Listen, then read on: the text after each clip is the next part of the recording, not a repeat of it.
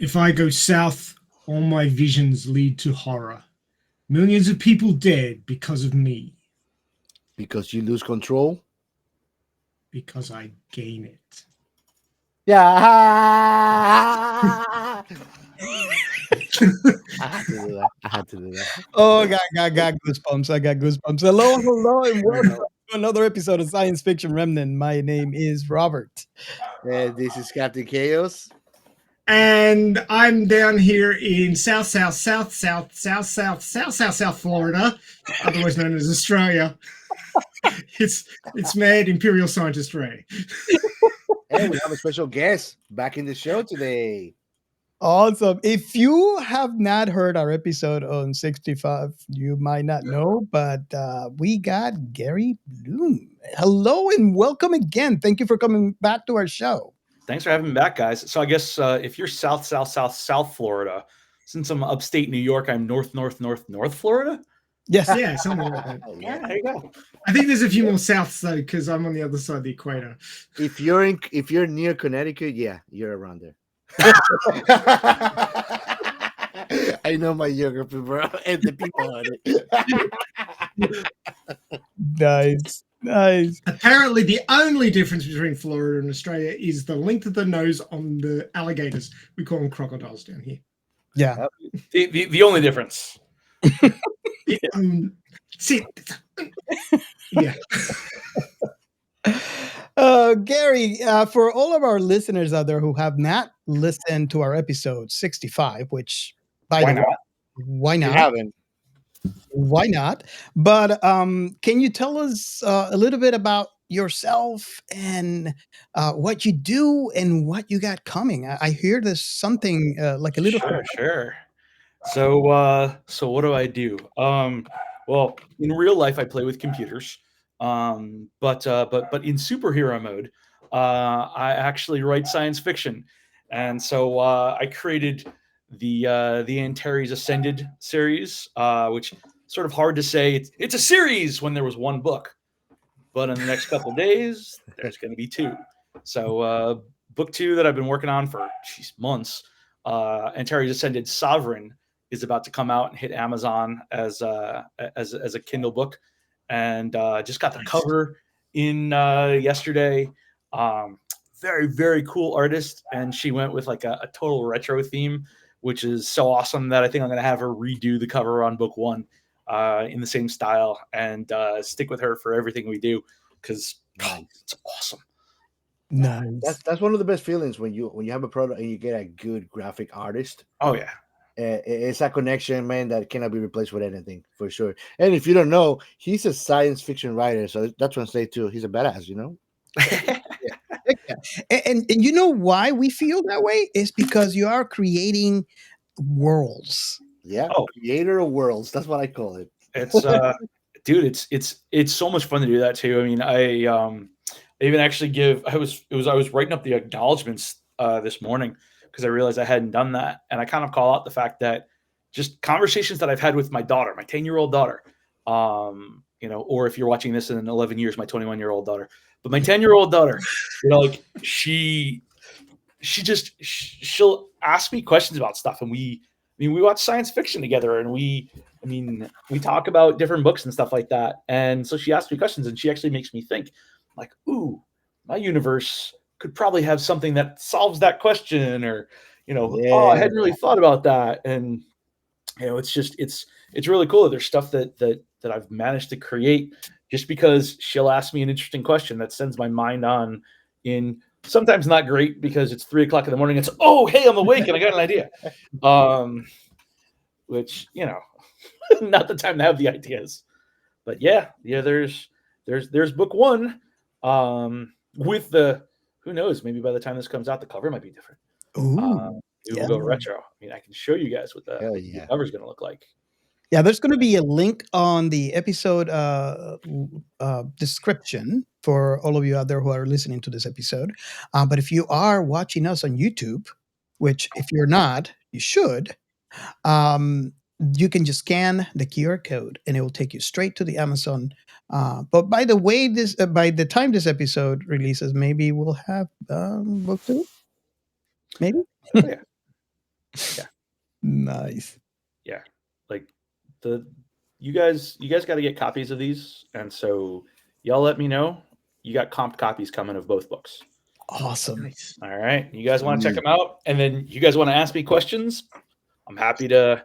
Now, let's not play stump the chump here because there's a lot of words I've written. So it's like, when you wrote this, what were you thinking? We'll turn into Oh, an old you can SNL ask. Shatner You can routine. ask Ray. You can ask Ray because Ray's a writer. And I was waiting for him to do more chapters, but once I jump on him, ask him how I just ambush him and just rain him down with questions, deconstructing every little bit of it. Oh my Yep. And it's He was like, what are you it's talking about? glorious. It's glorious. There's a concept. Geo helps me realize how the person who's not writing it, i.e., me, can actually understand what's going on because it's important to know. There's a concept in the Antares universe called Carva, and I actually had somebody asking me questions while I was working on book 2, and like about book 1. It's like, oh, can you do this and can you do that and can they do this? I'm like, I hadn't thought about that, but yeah, sure, why not? Yes, Oh, yes, don't no, worry. and maybe. I don't give do me that. an I hour. don't do I'm that just gonna kind of write in thing. there that they can do that. I'm not now. gonna ask you what to tell you what to do with your show, but I'm gonna definitely dig into the intricacies of the characters and the relationship between each others because I will want to know probably. by all means. Like, honestly, I have so I actually mentioned in this one, like I mentioned a couple friends who have just like actually had conversations with me about the book, and there's a guy who I've known for over a decade who he had said, he was like, it's kind of trippy. It's like the Empire's the good guys. The Empire's never the good guys. Like, that's so different. Like, why are the Empire the good guys? It's like, because no one ever makes the Empire the good guys. So why the heck not? Like, let's Good do or something different. bad, good or bad is just a matter of which side of the line you stand. Yeah. I think. know? That's the Perspective. truth. It's a perspective. Yeah, History's yeah. written by the winners. They won. Exactly. Hey. Reading by the winners, bro. Fair enough. Words, Fair enough. the code words. Awesome. Let me ask you guys. So let's start with Robert, so we can get that out of the way. What have you been watching? Star Trek. Thank you. Robert doesn't even get to take a breath. Oh, well, I just have to say this because I was really surprised. I was talking to Gio. As you guys very well know, I am on a rewatch of Star Trek in order with my wife because she had questions. She loves Lower Decks, and a 20-minute episode of Lower Decks turned to be an hour and a half because I keep on pausing and finding references on YouTube, and she was tired of doing that. So she's like, "What can we do?" And I said, "Well, maybe we can rewatch." And I wasn't expecting she'd say yes to that. So we started watching the whole thing. Um so by the time we got to Prodigy, um I was surprised that a lot of people were talking about Star Trek Prodigy online. And I'm like really confused. I was actually talking with Gio about it because I didn't understand. I thought Prodigy was, a while back. And, why is it in everybody's minds right now? And we, 20, it's like an anime. We finished it in about a week, 20-minute episode each. And then I realized that we watched season 1 and season 2, and season 2 just came out. And I did not know that season 2 just came out. And that explains my confusion as to why everybody was talking about Prodigy. But it is an amazing, amazing show. It was, you might be confused when you start watching it because it's produced by, CBS and Nickelodeon. It was, I guess it was meant to be a kids show, but it is just as entertaining as it's not Lower Decks. Lower Decks is not for kids, but it was such a great show. Let me ask you something since you're talking about Prodigy because I haven't watched it, but I watched a trailer that you gave me, Mhm. and I have watched as a comparison. I'm using Star Wars Clone Wars, No, and no, here comes. the Mhm. way I felt about the little bit I saw about Prodigy, this is how interesting it is what I have to say.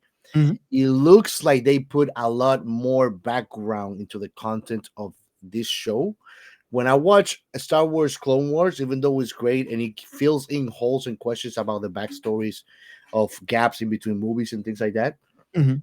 it feels a little bit empty, the world of Star Wars clones to me when I watch it, you know? And when I watched Prodigy, it felt more like everything is alive, Hmm. beyond the characters that you're watching right there. I think, and let me say this first. I And don't get me wrong, I love Star Wars clones. It is necessary. It answers so many questions. yes, yes. He said that just to make sure that all the emails don't come flooding in. Oh no, You I just you love. said you hate Clone I'm Wars. What's the chaos. matter with you? I'm chaos, man. I love hate mail. I live for that. And that's why we Every- have a voicemail so you can call, yeah. right?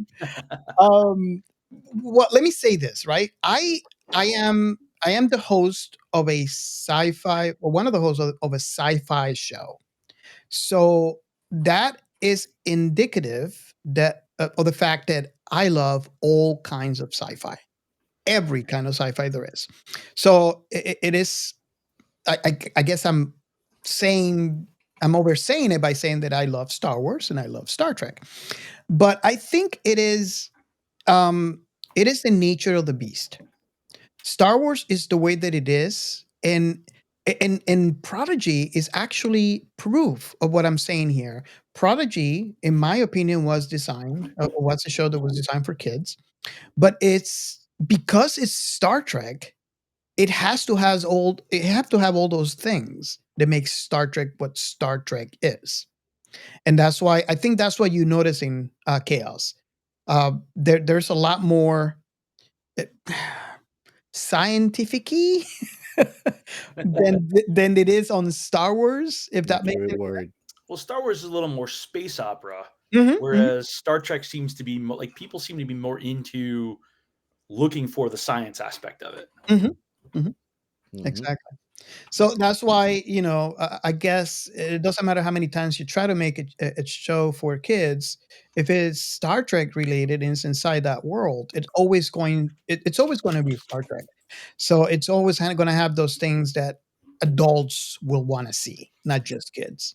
And let me put it in a simple word so you understand the difference in archetypes between me and Robert, Gary. Robert is the kind of person that would put in a phrase Star Wars and Star Trek. I am the kind of person that says Star Wars or Star Trek. You love the hate mail, man. I get it. I get it. I will say though, my daughter actually watched it, and as I said, she's 10, and she had actually said to me, Daddy, when I get home from camp, like we have to watch this together. You'll love it. And so, ooh, what's this? Star Wars is science fantasy. Oh, you're like the guys I argue with on Reddit. Listen, just because there are wizards with their laser swords, doesn't mean that it's not science fiction. In space, no one can hear. Ah! Are you suggesting that George Lucas doesn't know what he's doing? Because remember, now that No. Disney owns it, now Lucas is a god. During the prequels, when it was just him, he was an idiot. But now George is a god, and you can't suggest that those sound effects are incorrect. God himself, Mr. Lucas, made it I'm so. suggesting that whatever physics they use in that universe is not the same as ours. Ray, Of course not. They're in a everybody says galaxy far, far away. Yeah, exactly. too far. Everybody says it. You don't go to Star Wars for the science. You don't. Star Wars is a place where you say light speed and you go light speed. But it's So is fun. it the same? It's the same universe as rope the spaceman toy from Toy Story, Buzz Lightyear. Buzz Lightyear. Yeah, It's the same universe as him. yeah, pretty much. You're muted, Chaos. You're muted. You're talking to yourself. No, keep No, muted. Keep muted. that's fine. That's fine. I actually doing a live as we record. So I just want to create some engagement on our Instagram community. Okay. Nice. Just to continue on from that, I we finished. Obviously, we finished Prodigy. We watched the first Kelvin timeline, Star Trek 1 and 2. Nice. And we're on our way to watch the last one, and then we will move on into Picard. But moving away from Star Trek altogether, as far as gaming is concerned, I am currently playing Lunar, the Silver Star. It is, I don't want to say vintage, but classic game from PlayStation. I think it was PlayStation 1, if I'm not mistaken. Um, and if you played it, you might think, if you never finished it, you might think, oh, maybe this is not sci-fi. Well, maybe it is a little science, maybe fantasy, because if you got to finish the game like I did multiple times, I'm actually towards the end again on this thing. It brought me joy. It brought me the nostalgic feeling because I used to play this a lot. I am actually on the side of the moon that looks like the moon. Because at the beginning of the game, there's a lot of trees and there's grass. So now I'm fighting the bad guy, and I'm in the side of the moon that looks like the moon. And when you look up, you see the Earth on the sky. So it's really really cool. If you guys have not played that, right now, it's for PlayStation 1. So if you know, you know. You might have to find the ROM somewhere and play it. You will have to find the rum somewhere for sure. Yeah, somewhere. And of course, Caillou number 8. Hey, Kagi number 8, man. Yeah, I am so like, um, how can I explain this? And you guys will probably relate to this, but I finished the anime, and then it left you in a cliffhanger because Of course, it does. that's good So writing. I was holding myself, like, just grinding my teeth, and I couldn't. So then I became a subscriber to what was it? Manga Shonen, Dex. Shutting. Yeah. Shonen, because Manga Dex didn't have it in English. So I started reading the manga. I Reading it in Portuguese in Manga Dex. I finished, I finished the manga. I read episode 110. Now I'm stuck from both ends because I'm waiting for an anime and I'm waiting for the manga, and yeah, it's horrible. It's horrible. Right there So with you, dude. now next is I'm gonna have to go to the creator's house and see if I can get more information because Peek through his window and see if you can see his drawing board where he's putting up the panels. and that's what I've been watching related to some science fiction. Well, Are you sure, man? I can go more, but yeah, I'll leave it want there. to go next, Yeah, no, Kaz? that's fine. That's fine. Star Trek. All the Star Treks that you watch count as just Star Trek. That's okay. Well, I am next, Yeah, and you I've been are. playing the first Descendant, which is the latest Oh, hottest game. I forgot that. Yeah, Yeah, we've bro. been You were playing playing with me the first Descendant, man. it. Yeah, we've been playing it. Yeah. The physics on that game, huh? The physics and the physique. All I'm gonna say is, if you know, you know, right? Bunny. Oh my god. That's it. That's all I'm gonna say. What? What? That's it. Boom, Bunny. boom, chicka bunny. Oh my god, brother. But the game is fun as hell. I like how they do not pretend to be something else when they announce the game. They said it is a third person looter game, and that is exactly what it is. It is a fun time. It's loaded with a lot of content. I never played much of Warframe, but a lot of people say that it's very similar to Warframe and Destiny, which are games that you can keep on downloading DLCs and get new seasons periodically. So they keep it alive, which I think is a nice thing, you know? So I see a lot of promise on the game, even though you can buy a lot of things. I like that it's not a pay to win kind of thing. You can grind for things that you could pay money to and just get them the same way, just putting a bit more effort, but they are possible. It's not an impossibility. And I really like that for sure. And I mean, if you're watching and you like the first Descendant, I got a 15 level character right now. I have 3, and I'm getting a new one. Let's just level up together and have a party and have fun. It's fun as hell, man. I love it. Uh, the other thing I'm watching that Ray suggested to me. Now I'm gonna come with my otaku side. Yeah, I'm shameless about it now. It's actually something that people shame me I, for, but I feel proud now. I have Thank you, trained Ray. these guys well. Kaiju number 8, yes. Yeah. I've been watching it too. It is just awesome. I'm not that concerned with reading the manga, but because I'm far beyond what the animation is on. I also watching Data Life. It's all right, but I'm on the fence with it, like I told Ray earlier. Yeah. Because the bad guy is not really a bad guy, and like the people that are defending from the bad guy seem like they are really the assholes. So I'm like, but you go and check it out. It's in Crunchyroll. One that I'm watching that I like, even though I am not in love with the animation, is listen this name. Listen this name. It is Dead Demon Destruction. That's the name of the anime. Yeah, they are just. It's a competition at this point of who gets the most ridiculous title. uh, the I like look, see it messed up my language, bro. I like I like the plot of that anime. It's pretty cool. It's about alien invasion. Uh, I will tell you, Robert, it has elements of the host because people get taken over by aliens, and then like the aliens just say like, "Okay, I'm leaving your body, bye," and you wake up in your body years after. But What I'm not, yeah. the question is that Robert safe?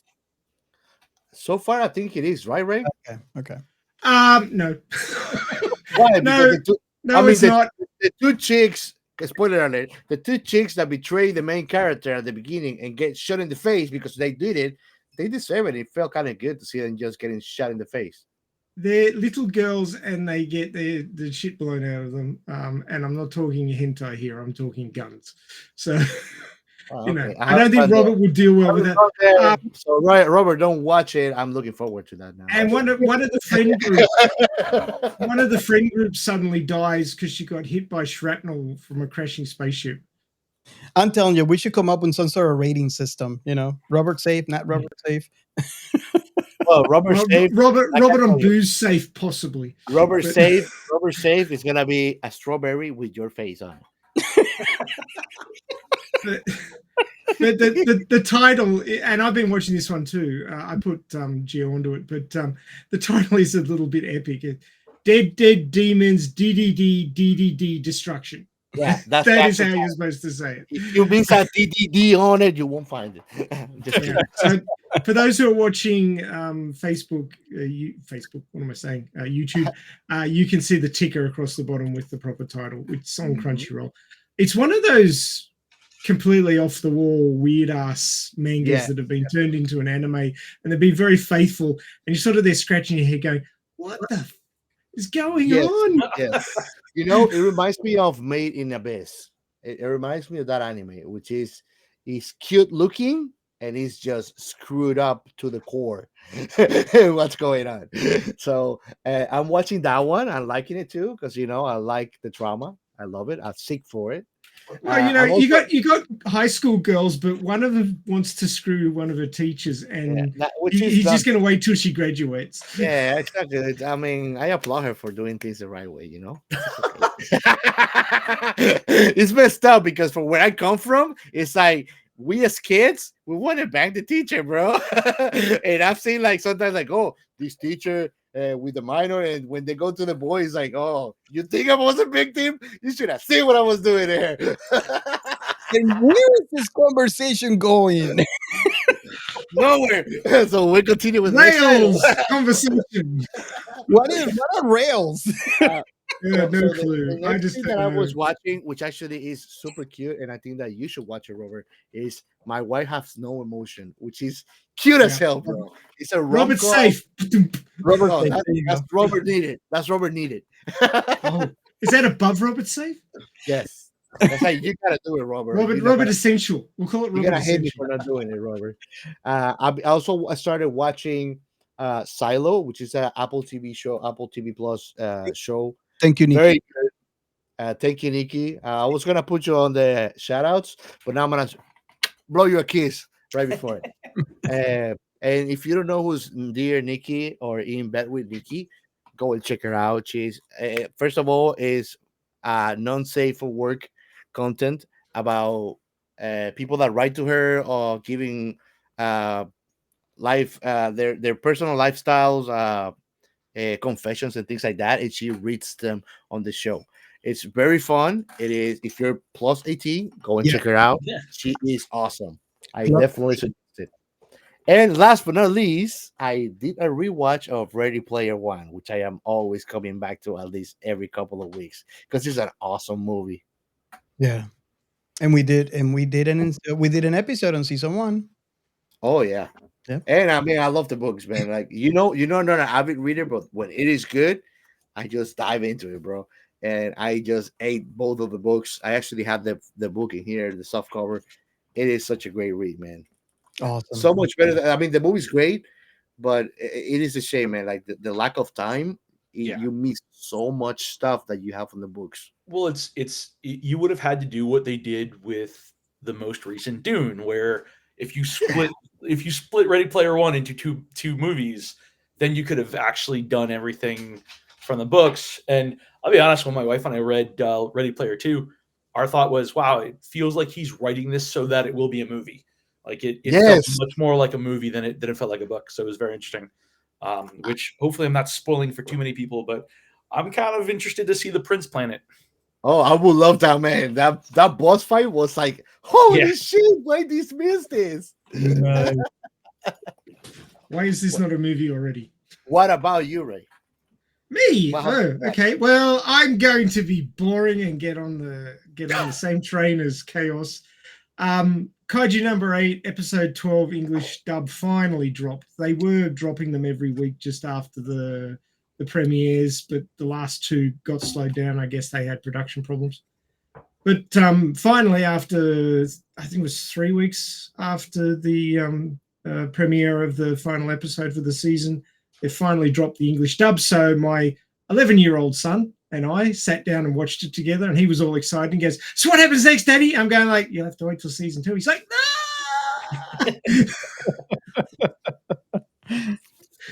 So yeah, I like to do that to him. My wife has no emotion. I watched the 3rd episode of that this morning. Cracked me up. The sister finds out that he's decided to marry his robot. And the sister has a cross-species love fetish. So she's gonna watch Futurama. I mean, that's she's totally on board for it. You just gotta watch it. My wife has no emotion. It is sci-fi. It is definitely sci-fi. Guy buys a robot to look after him because he's so busy working and has basically no friends and no time to get a girlfriend. So he buys a secondhand household support robot, which is the low-end version. It's not the high-end version. All it can do is cook and buy groceries and clean up after cooking. That's all it can do. But he is really lonely, so he just says, "Hey, do you want to be my common law wife?" And the robot goes, "Okay." Takes him at his word. and so now they're trying to work out how to, do that sort of thing. And in this episode, the sister says, "Anything I can do to help, I'm totally on board for it." And the robot goes, "Oh, I want this options package. How much is it?" 7.5 million yen. And she's like, "Oh man, I wonder what options those are." So what is it dropping in English, man?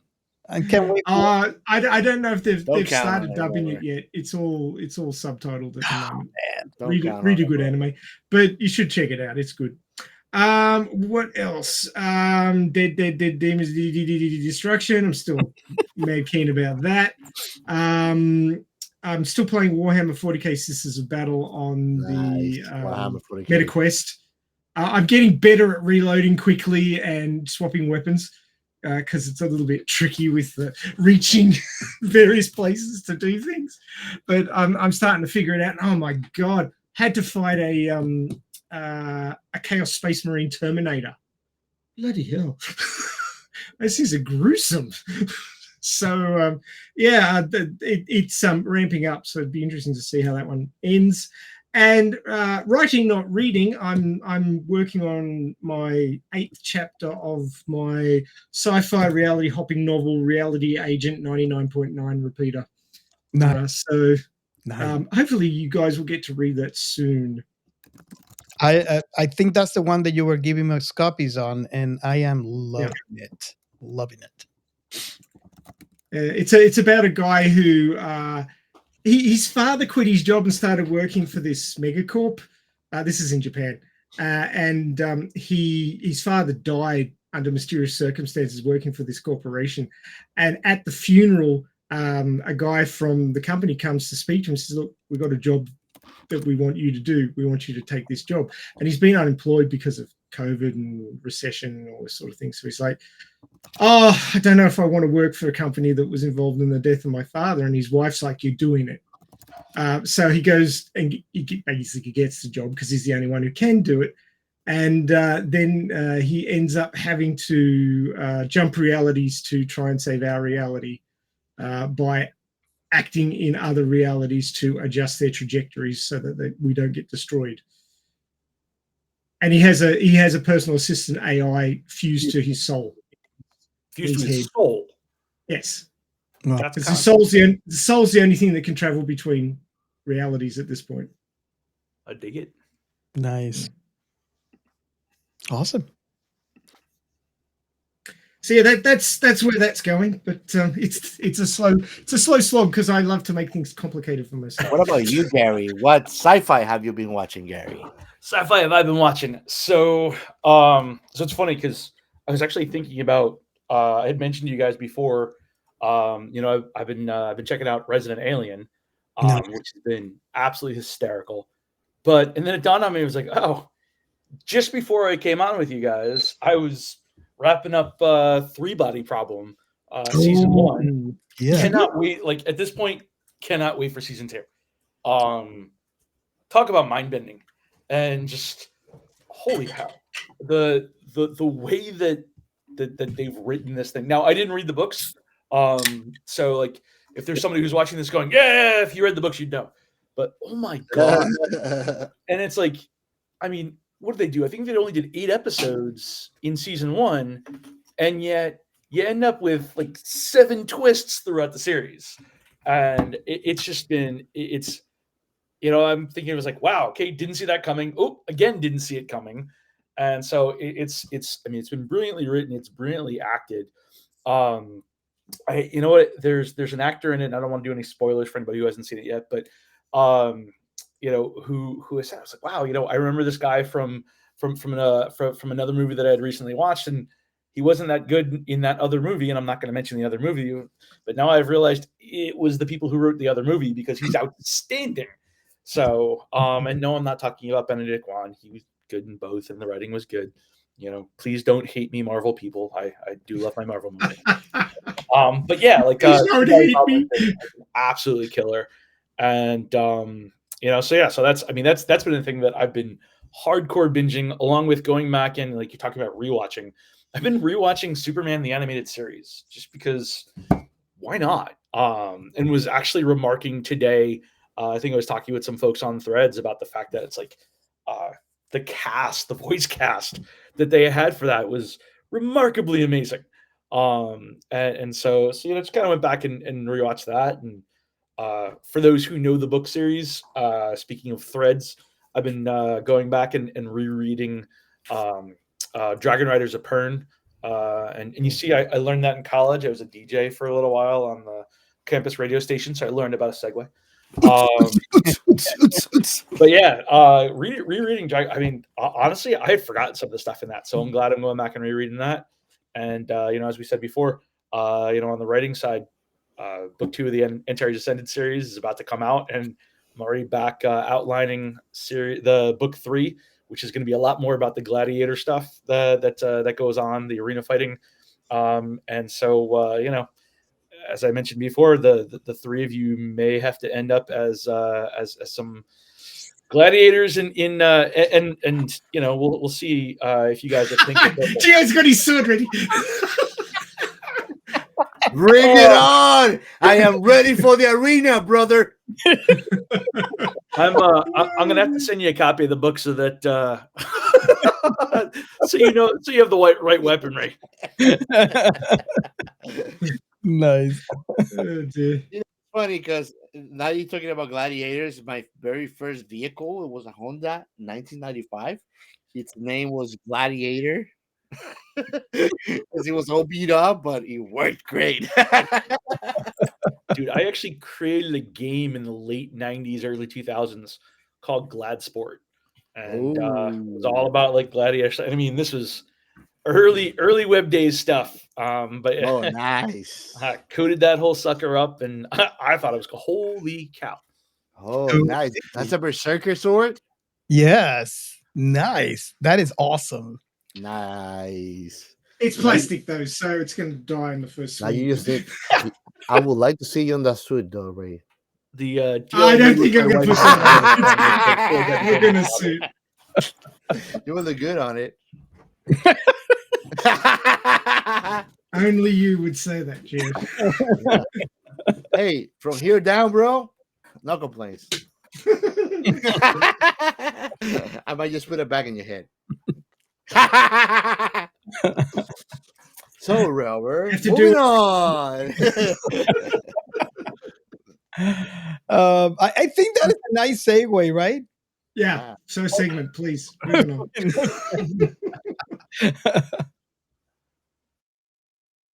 We are Science Fiction Remnant. This is the Funny Science Fiction Podcast. We are the Caribbean Science Fiction Network. We are Monorats. We are One Accord Level 2 Podcast. This is Jesse from Sudden But Inevitable and Open Pike Night. This is Sci-fi.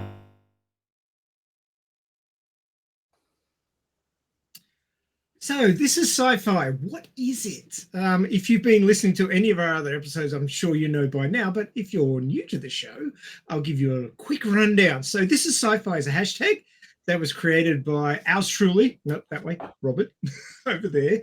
And the idea of it was to bring people from the various silos of sci-fi, i.e., the Star Trekians, the Trekkies, the Star Wars fans, the Battlestar Galactica fans, bring them all together to a place where they can share their love rather than, compare and contrast, i.e. fight, but actually share their love for their IPs that they really enjoy and discover new ones. Because eventually, be it a series of movies or a TV show that's gone on for multiple seasons, it will eventually come to an end. And then what do you do?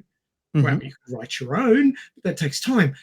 So if you're short of time, jump ship, have a look at something else, because as everybody on this podcast would know, there's so much sci-fi out there and new stuff coming out all the time. So check it out. You'll find something else that you like. Most definitely. You don't have to live in a silo forever. Get out there and see the universe. And that's what the hashtag This Is Sci-Fi is all about. So be it the socials or wherever, you can use that hashtag, and especially if you're a creator of sci-fi, put that on there and people can then find it who are looking for something new to ingest and enjoy. So This Is Sci-Fi. We often put This Is Sci-Fi on our posts on Twitter when we're talking about different sci-fi IPs. You can find it on Facebook, on Insta, all those sorts of places, and on Threads as well, apparently. What does that mean? Yeah, Threads? Yeah, I think I used it. It's a little weird, but yes, I used it. I've used it before too in Threads, and like I've said before in other episodes about the beauty on hashtags is that it's so universal. You can use it virtually in any social media you can think of. That's the magic behind a hashtag nowadays, is that it connects different platforms that would never get to meet one another. And now you just write hashtag This Is Sci-Fi, and you can just use it in Twitter, Threads, Facebook, even in Snapchat, TikTok, anywhere, YouTube, and you can find any platform that you use accompanied by the things that you love about sci-fi. Yeah, if you go to Threads right now and you go to search and you type "this is sci-fi," the first thing that is going to come out right there would be our episode Atlas. Yeah. So, and then previous to that, it's a conversation that I was having about an article that I read. Obviously, the conversation is on Twitter, but this post is also here about what is behind a black hole, or the possibility of what possibly could be behind a black hole. So yeah, you could use it. You could definitely use it anywhere. This is cool. I just went to Threads and searched. Yeah, there we go. Nice. It says behind a black hole is a little man with a flashlight looking for the circuit breaker. Exactly. Exactly. So I want to echo what Ray said. If you're a creator of sci-fi of any kind, if you have a what I like to call your baby, that's something that you created and you're posting about it. All you gotta do is just add the hashtag at the end to whatever it is that you're doing already. Could be a book, could be a podcast, could be a movie, could be anything that is sci-fi related, because we are sci-fi hungry and I will consume it. I am a sci-fi glutton. There you go. Sorry, Ray. No, that's fine. Right there with you. Like third in line. It's all cool. I don't know why. I still got to try and work this out. But when I get a new tab in Chrome on my iPad, it throws up in this Discover section all these little news reports. Now, nominally they're like scientific in nature, like that black hole one you mentioned before. It's just refreshed itself just now, and it's talking about the last Starfighter. What will this look like if all the land ice melts? I'll just show the camera for the people watching on YouTube. It just comes up as a sort of a scroll list, and you can go that way. You scroll up and down, and sorry, it's not focusing quite correctly. There we go. That's a little bit better. But it just shows a whole bunch of different things, and you click on a few of them. And the one that I was reading this morning was about Dyson spheres, which I thought was interesting. Nice. Yes. Dismantling a planet. Why would you do it? Dyson sphere, is that a sphere made by the brand of the vacuum cleaners? Eventually, yes. It will be a few millennia in the future. Eventually, yes. Sucker of worlds. But I mean, a lot, and being a science fiction author as well, Gary, I look at these things and go, "Ooh, can I work that into my story?" Oh, all the time, all the time. It's like, oh my god, can I do this? Maybe not, but I'm gonna put a thing on the side. Oh, look at that. Faster than light particle fits with special theory of relativity, physicists say. I mean, there's all this funky shit going on that you don't necessarily hear about. So it's really nice when Google says, "Hey, have you heard about this?" I go, "Ooh." Nice. I make that noise every time. My wife's like, "What's wrong with you?" It's just science. And she's like, "Oh, okay." So yeah, there's all sorts of things that you can include. This is sci-fi, of course, leads into science as well, in various ways, like whether or not you're trying to make if you're writing, you're trying to make your story science accurate or science theory accurate, because a lot of the things that you put in science fiction is fictional at this point because we haven't actually worked it out for sure yet. But there's a lot of interesting theories out there that you can blend into stories, and that's what I really like. Have a lot of fun with that sort of thing. But yeah, so if you're interested, search out that hashtag, which is "This is Sci-Fi," no spaces, with the hashtag in front of it, and look it up on your favorite social, and you may also learn something newer about science fiction and science that you didn't know before, because we're all here to learn. It's part of the program. So check that out. Now, If you have an opinion about what I just said, or if you're opinionated about Geo, as most people usually are, you can call us and leave us a message. Now, in the last month or so, we've had a number of messages, which have been fantastic. And if you leave us a message, we will play it on the show if you're interested in that. And then we'll discuss around it. So do leave us a message. We'd love to hear from you. What do you like? What you didn't like? Pay out Geo because we enjoy doing it, and so will you. But the number is 1-305-563-6334. That's 1-305-563-6334. Our AI chatbots are standing by. So do leave us a message. All right, Robert. I think that we're ready for our next segment. And I don't know what happened, but my monitor just went black. All right, I'll kick it in then. And for these shout outs, actually, I want to start by thanking our newest subscriber in YouTube, Daniel. Thank you for subscribing.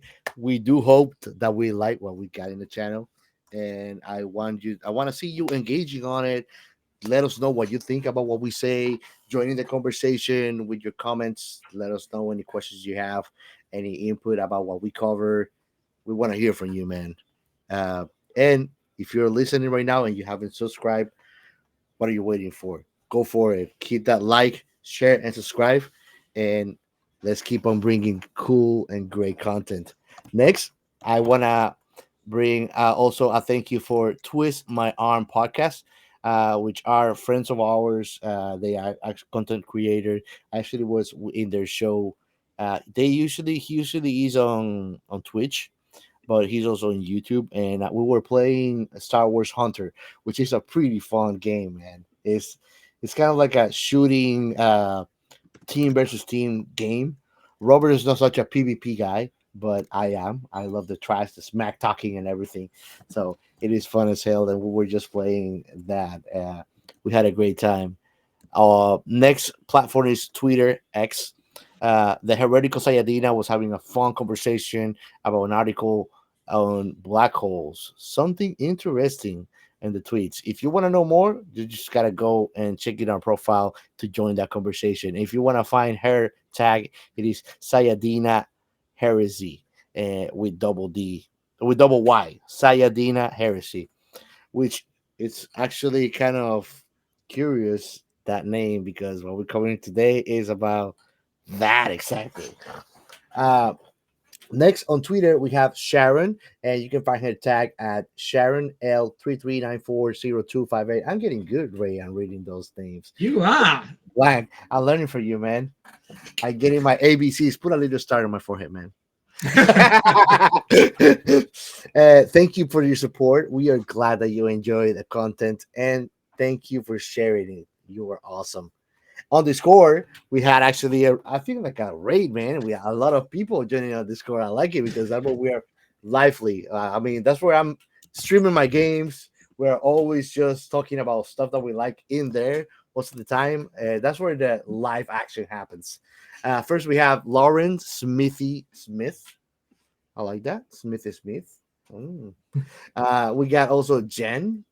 We have jal'Zha, trueseeker, and a personal friend of mine that joined. Actually, we met and we have a lot of conversation about sci-fi. He loves comics and all the good stuff about sci-fi. He's Digital Rum, a very dear friend of mine. We welcome you to our Discord, and we hope that you keep the party going. And that will be all for our shout outs for this episode. Cool. I think we've lost to Robert. So we haven't got somebody to push the button. But that's fine, man. I can actually do the introduction for the next segment, and it will be Dialita Arby. You forgot news. News. Little ways. Got a little to go on that one. Yeah. Okay, so little bit of a sad week this week in a number of ways. The obvious way, of course, is the loss of Jon Landau, who was a producer on the 2019 movie Alita Battle Angel. He was the glue that held everything together, being the producer. and he's a lovely man. He was always shouting out to the Elite Army, telling little stories about us and stuff like that. So he's going to be hugely missed, not only for the hopeful leader movie series that we really want to have happen, but also for the Avatar sequels that are upcoming, because he was a producer on those as well. So pretty big loss to the industry, big loss to James Cameron, sorry. And Jon Landau will be quite missed by many lovers of science fiction as well. So we have an episode which was recorded rather than live because Creaky was off doing his nationals lifting tournament, so he couldn't run the show. So we recorded a Jon Landau tribute, which was heartfelt. We had interviews that he was involved in, and also a memoriam for him as well. So that's special episode 222 of Radio Chaos, which was a recorded tribute to Jon Landau, who passed away recently. So that was it this week. All right. Nice. And let's see, man. Now, the most important part that is going to set up the whole line for our conversation, but it is the plot. We have a plot. Plot. Yes, we have a plot. Wikipedia is a wonderful resource. Oh, yeah. It has plots for even rare things sometimes, so very helpful. But this is a plot according to Wikipedia. Now, hopefully, you've either watched the first movie or you've seen our previous episode on the first part of Dune, so you can understand that this picks up partway through what occurred in the novel. So I've read the novel. It's not insubstantial. I think it's 700, 800 pages or something. So it's a fair bit of reading. Very hard to put that much information into one movie. They attempted it in the 80s, and it was kind of cut down significantly.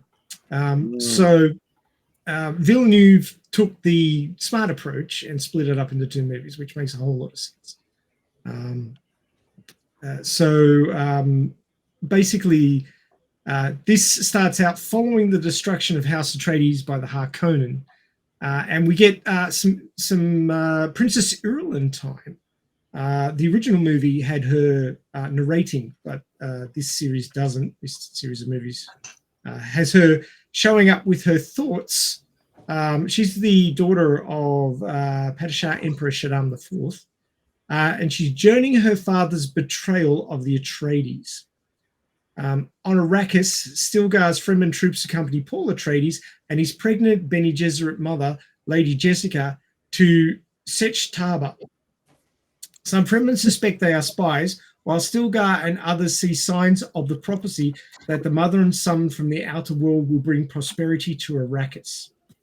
The Fremen accept Paul, but Stilgar tells Jessica she must succeed Sech Taba's dying Reverend Mother by drinking the water of life, a drug fatal to males and untrained women. She uses her Bene Gesserit training to transmute the liquid and survive, inheriting the memories of all past Reverend Mothers. The liquid prematurely awakens the mind of her unborn daughter, Alia, allowing Jessica to communicate with her. They agree to focus on convincing the more skeptical northern Fremen of the prophecy. Chani and her friend Shishalkli, that's hard to say, correctly believe the prophecy was fabricated to manipulate the Fremen, but Chani begins to respect Paul after he declares that he only intends to fight alongside the Fremen, not to rule them.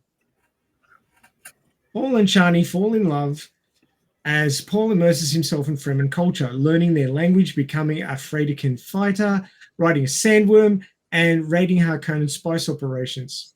Paul adopts the Fremen names Usul and Mordib. Due to the continuing spice raids, Baron Vladimir Harkonnen replaces his nephew Rabban as Arrakis' ruler with his cunning and psychopathic younger nephew, Fade Ruther.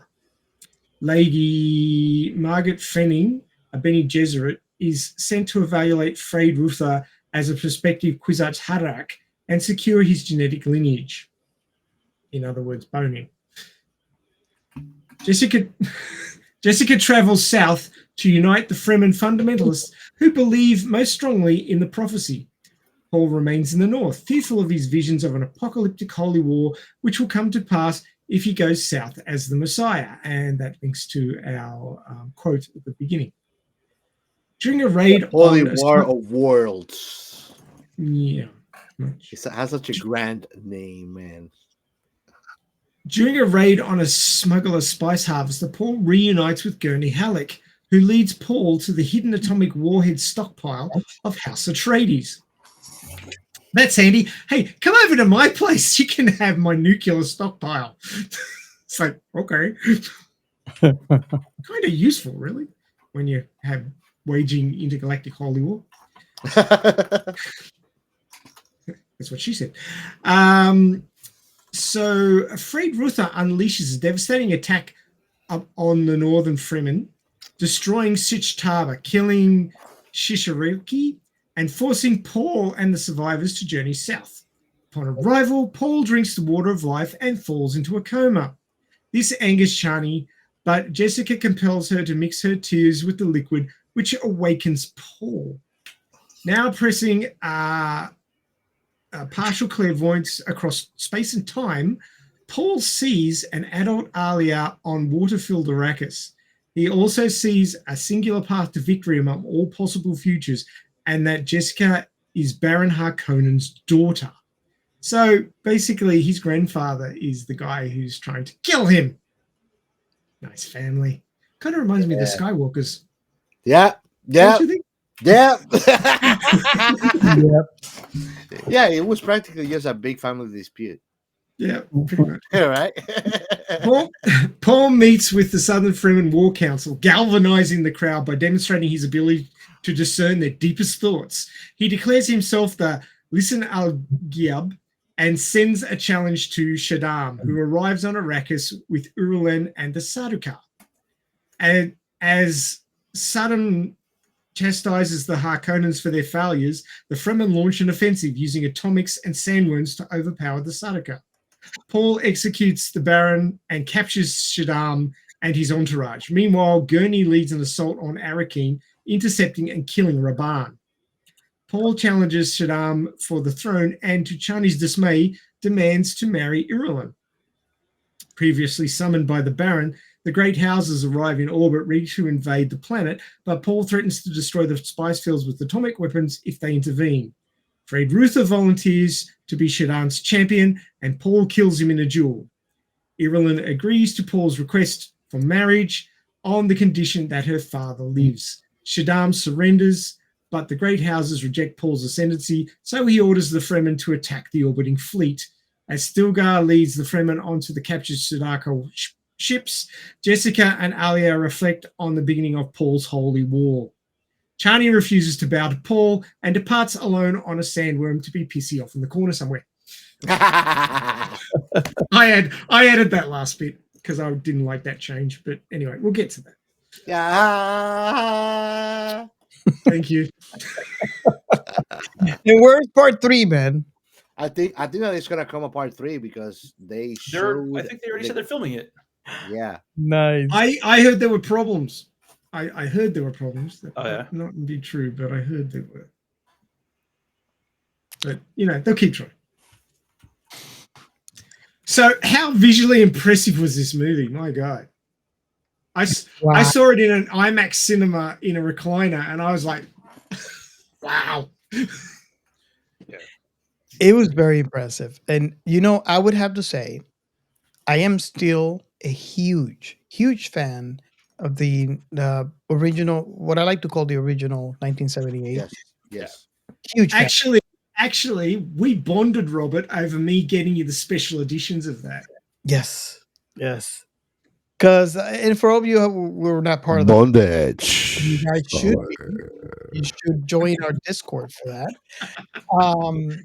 Notice how I'm conveniently ignoring the chaos. Yep.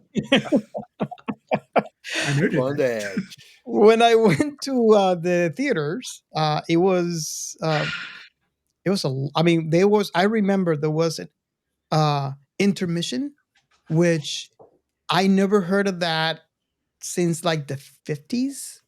Yeah. And there was an Ben Hur had an intermission. Yeah. So in this one, I remember experiencing, I think, if I'm not mistaken, it's the last intermission that I ever experienced in a movie theater, where after the movie, they kind of shut the movie down. Everybody got up, went to get, concessions, went back. To the bathroom because exploding batters are bad. Exactly. Intermission. 15 Take a piss. Exactly. That's what it should Get say. more popcorn. In Discord, I was having a conversation with Ray, and it's like, I wish I can see that version, because all I see is that, what was it, 2 hours or short of 2 hours if you buy it digitally. And the underground name that we have for Ray, actually, if you need something that doesn't exist, we call him Commander Blu-ray, because he will get you the Blu-ray version of whatever you're looking for that doesn't exist. Wow. Way to talk me up, dude. Now I'm in trouble. Am I wrong, Robert? Well, he doesn't disappoint. Robert didn't know these things exist. I'm going, dude, didn't you know about the 2.5-hour version and the 3.5-hour version? He's like, what? So yeah, that's what we were referring to. So I am a huge fan of that original version. And this, I was in wow when I watched this. I mean, if you go back in our catalog and listen to our episode on part 1, you'll probably get a sense. But yeah, this one did not disappoint. It was a visual. Let me say this. I'm going to risk and say this was a visual masterpiece. Yes. No argument. No argument. Like, Yeah, I would be stunned if they don't win awards. I agree. So I guess we are at the point on the show where we ask the very first question. And it's a 2-parter, and we probably already know the answer to the first part of that question. And the question is, how old were you when you watched this thing, and what was your very first impression? It was today for me. I know it's been out for a while. Life gets in the way. Star Trek gets in the way. What are you talking about? Anime gets in the way. Gaming gets in the way. Work gets in the way. Yeah. So I watched it today, and oh wow.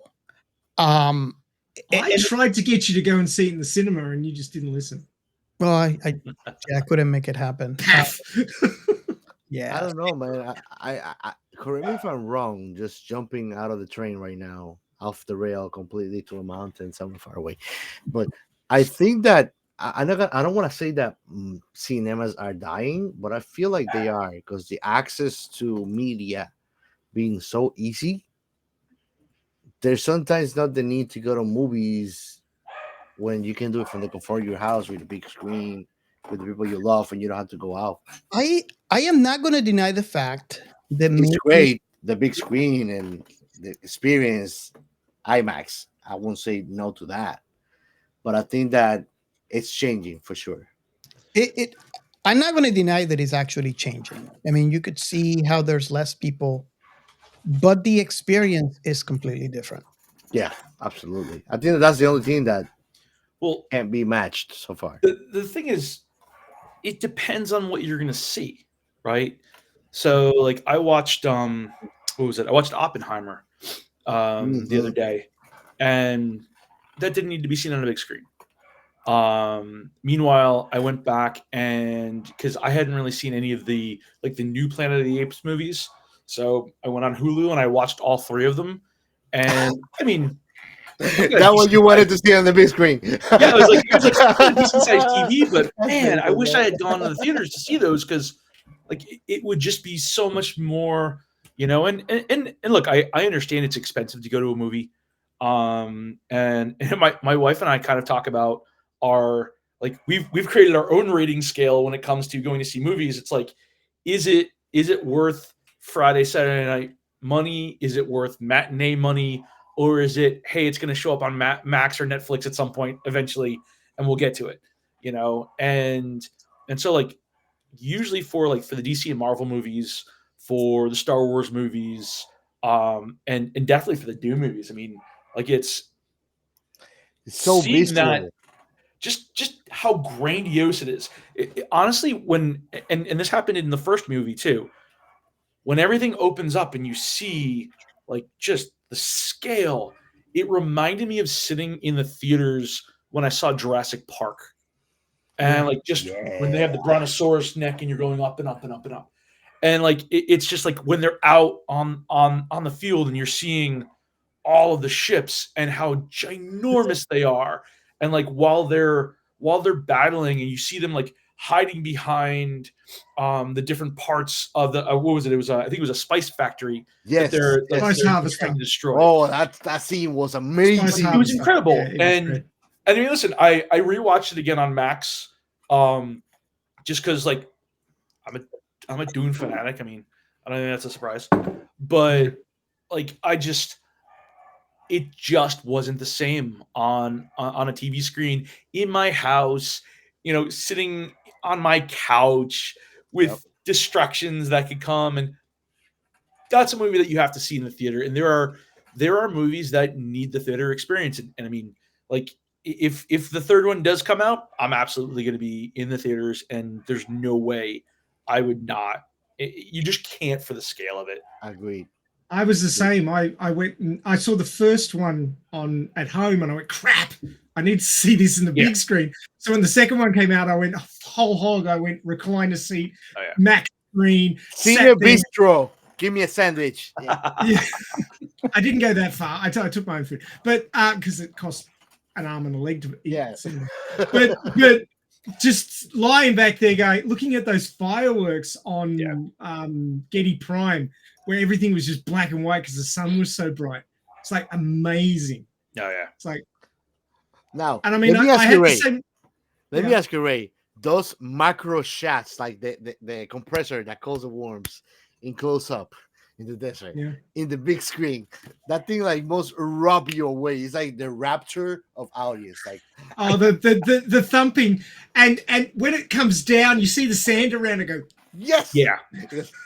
Oh my god, bro! Those takes cool. those are the takes that are made for that big screen and definitely. the ultimate stereo. Yeah, because you like, feel like the thumper goes sound, and you feel it. Stereo. Yes, you're like you feel it through the seat. Yeah. Oh yeah, exactly. yeah. It's like 4D.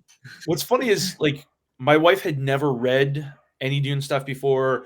She had never seen the original. She hadn't seen the Sci-Fi Network one, and so we're sitting there and it's thumping, and she goes, and she just has like this smile on her face. I was like, yeah, this is good, you know, and it's just, you know, she's like, wow, this is cool. I was like, it is. So like, you read the books, right? Oh yeah, I read all the books. So like, I have a question later on, and you're gonna be the one to answer it. Yeah, because like obviously there are things that bothered me about the second movie, but again, like that's the crazy thing. The costuming, I think that they did bother me, even though I haven't read the books, and you're gonna confirm that to me later. See the way it looked, everything, the costuming, and honestly the idea that it was beautiful. Like the way that the Baron looks in this series versus anything else they've ever done, amazing, is just like that is like yes, because he's supposed to be grotesque, and yet Feyd-Rautha, I mean, Sting's cool and all, but Feyd-Rautha was like it's almost like you could feel how evil this guy was. Yes. And it's like, it's just something that, I mean, listen, I think Dave Bautista as Beast Robin was fantastic. Amazing, bro. But Feyd-Rautha was just, and again, like as somebody who's read all of the books, he just he was one of the most perfectly done characters that I have ever seen that one blew He me away. walked off the page for you. What's that? Yep. He walked off the page. Exactly. Yeah. It's as if somebody just said, you know what, we're going to find an animation ray, point it at the book, and this dude's gonna leap out, and that's how he was supposed to be. Hey, I have all the books. Does that count? Have you read them?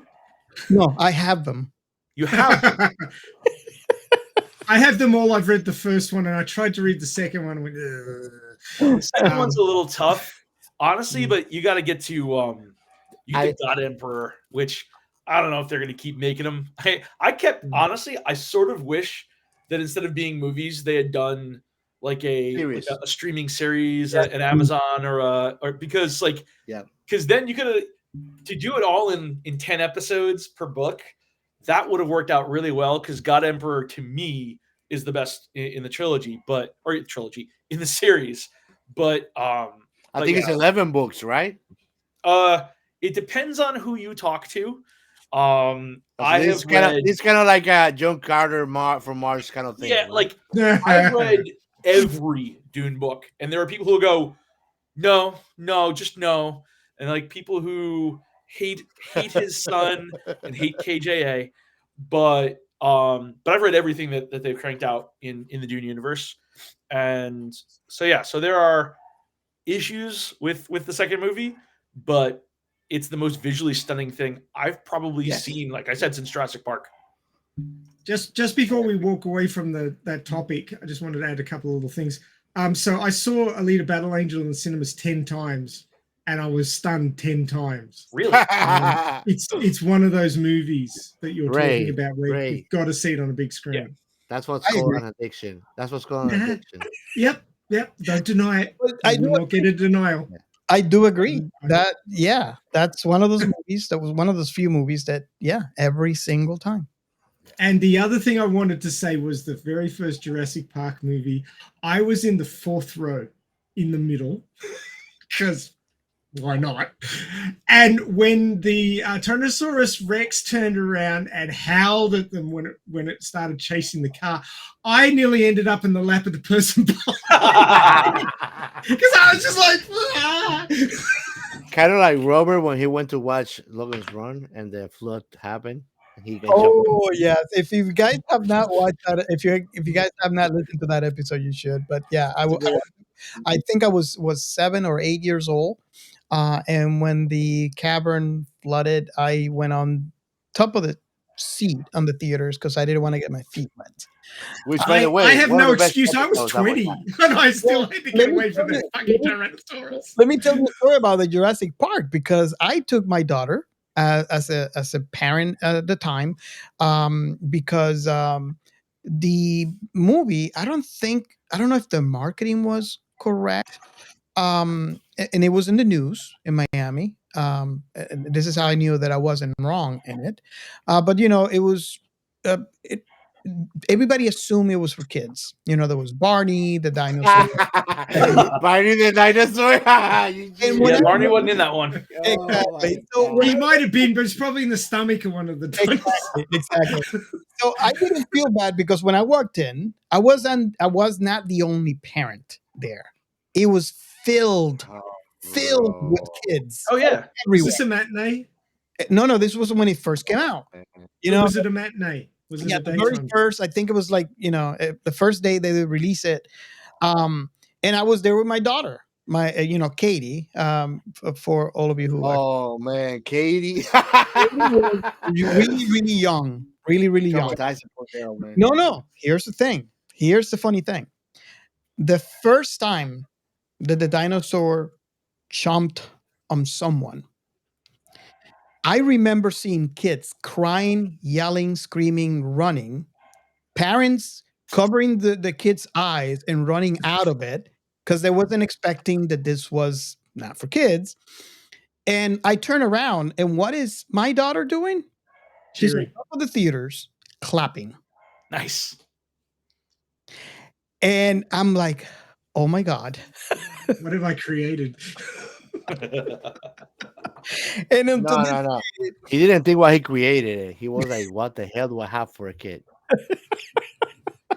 She's clearly in the Sith side. and I remember, like, during that week, watching the news, how a lot of parents complained that in the news it was like, the marketing that they should have said it's not for kids, which we should have known it wasn't for kids. We just assumed. But yeah, it was all over the news. I remember that very clearly. But yeah, it was a little shocking to me to see my daughter just clapping, watching someone die and scream. So- Get him! Well, Oh my son, my when he God. was 7, watched The Meg and thought it was awesome. The Meg. Oh, that was a good movie though. Oh, people got bit in half in that movie. Yeah. Yeah, hell yeah. And Meg 2 was good too with Stanton, man. So My son was really into sharks. And he's like, bigger the better. Bring it on. I mean, it's different for sharks though because I was a child, and we boys love our sharks. Even though we would hate to see one fin on the beach when we shark bathing on it, we love watching shark documentaries and movies. They're kick ass, they're badass, So as a kid, every one of us here in this show right now, panel, we probably can relate to that we love watching sharks because they looks like they are the ocean badasses. to go back to to bring us back in rails here, I just wanted to add to what I just said, and I want to hear from you guys too. Yeah, because there's no sharks in Arrakis for The, sure. the worms, the sandworms, which could be worse. So typically, when there's a remake, we know where I'm going with this, right? There has been way too many disappointments. And I remember when they first announced this, and I think I had a conversation with Chaos, and I told him how worried I was because I am a fan of the 1978 version, and it 78 or 84? is it 70? Maybe I think it was 84. But anyways, regardless, it is a classic in sci-fi, in the sci-fi genre. That Dune is a classic. Oh yeah. And that movie, I mean, the book is a classic. The movie is also a classic. And we have talked in the show many times how lightning in the bottle is very difficult to replicate. You have to have the right script, you have to have the right actors, the right director. There's a lot of chemistry that has to go into place to have a masterpiece like what Dune is. And it's so hard. It's kind of like winning the lottery. If you are going to remake something, usually that's why it turns into a disaster, where either someone, maybe the thing is good, but someone that is faithful to the classic doesn't want to see a difference. So then they poo-pooed it until it becomes. I mean, that is the example that I can put with Cowboy Bebop. I love Cowboy Bebop, and the Oh remake, yeah. right? But a lot of people that were watching the original anime, they did not like, X or Y of how Netflix pulled it because they were talking, so badly about it. The people that were not experienced with it did not watch it. So if you will know Netflix depends on the ratings. So if you don't have enough people watching it, then it's not a success. So they pulled it. So there's so many stories about how there is a remake of a thing, and it's always, usually a disappointment. With this, I feel it was a success of a remake because I know there's a lot of people out there that have not watched the original and watched this, and vice versa, like me, who loves the original and has watched this. And everyone that I've talked to so far, and again, I'm calling out the listeners out there. If you're listening, and if you have a different opinion or the same opinion, just reach out and let us know.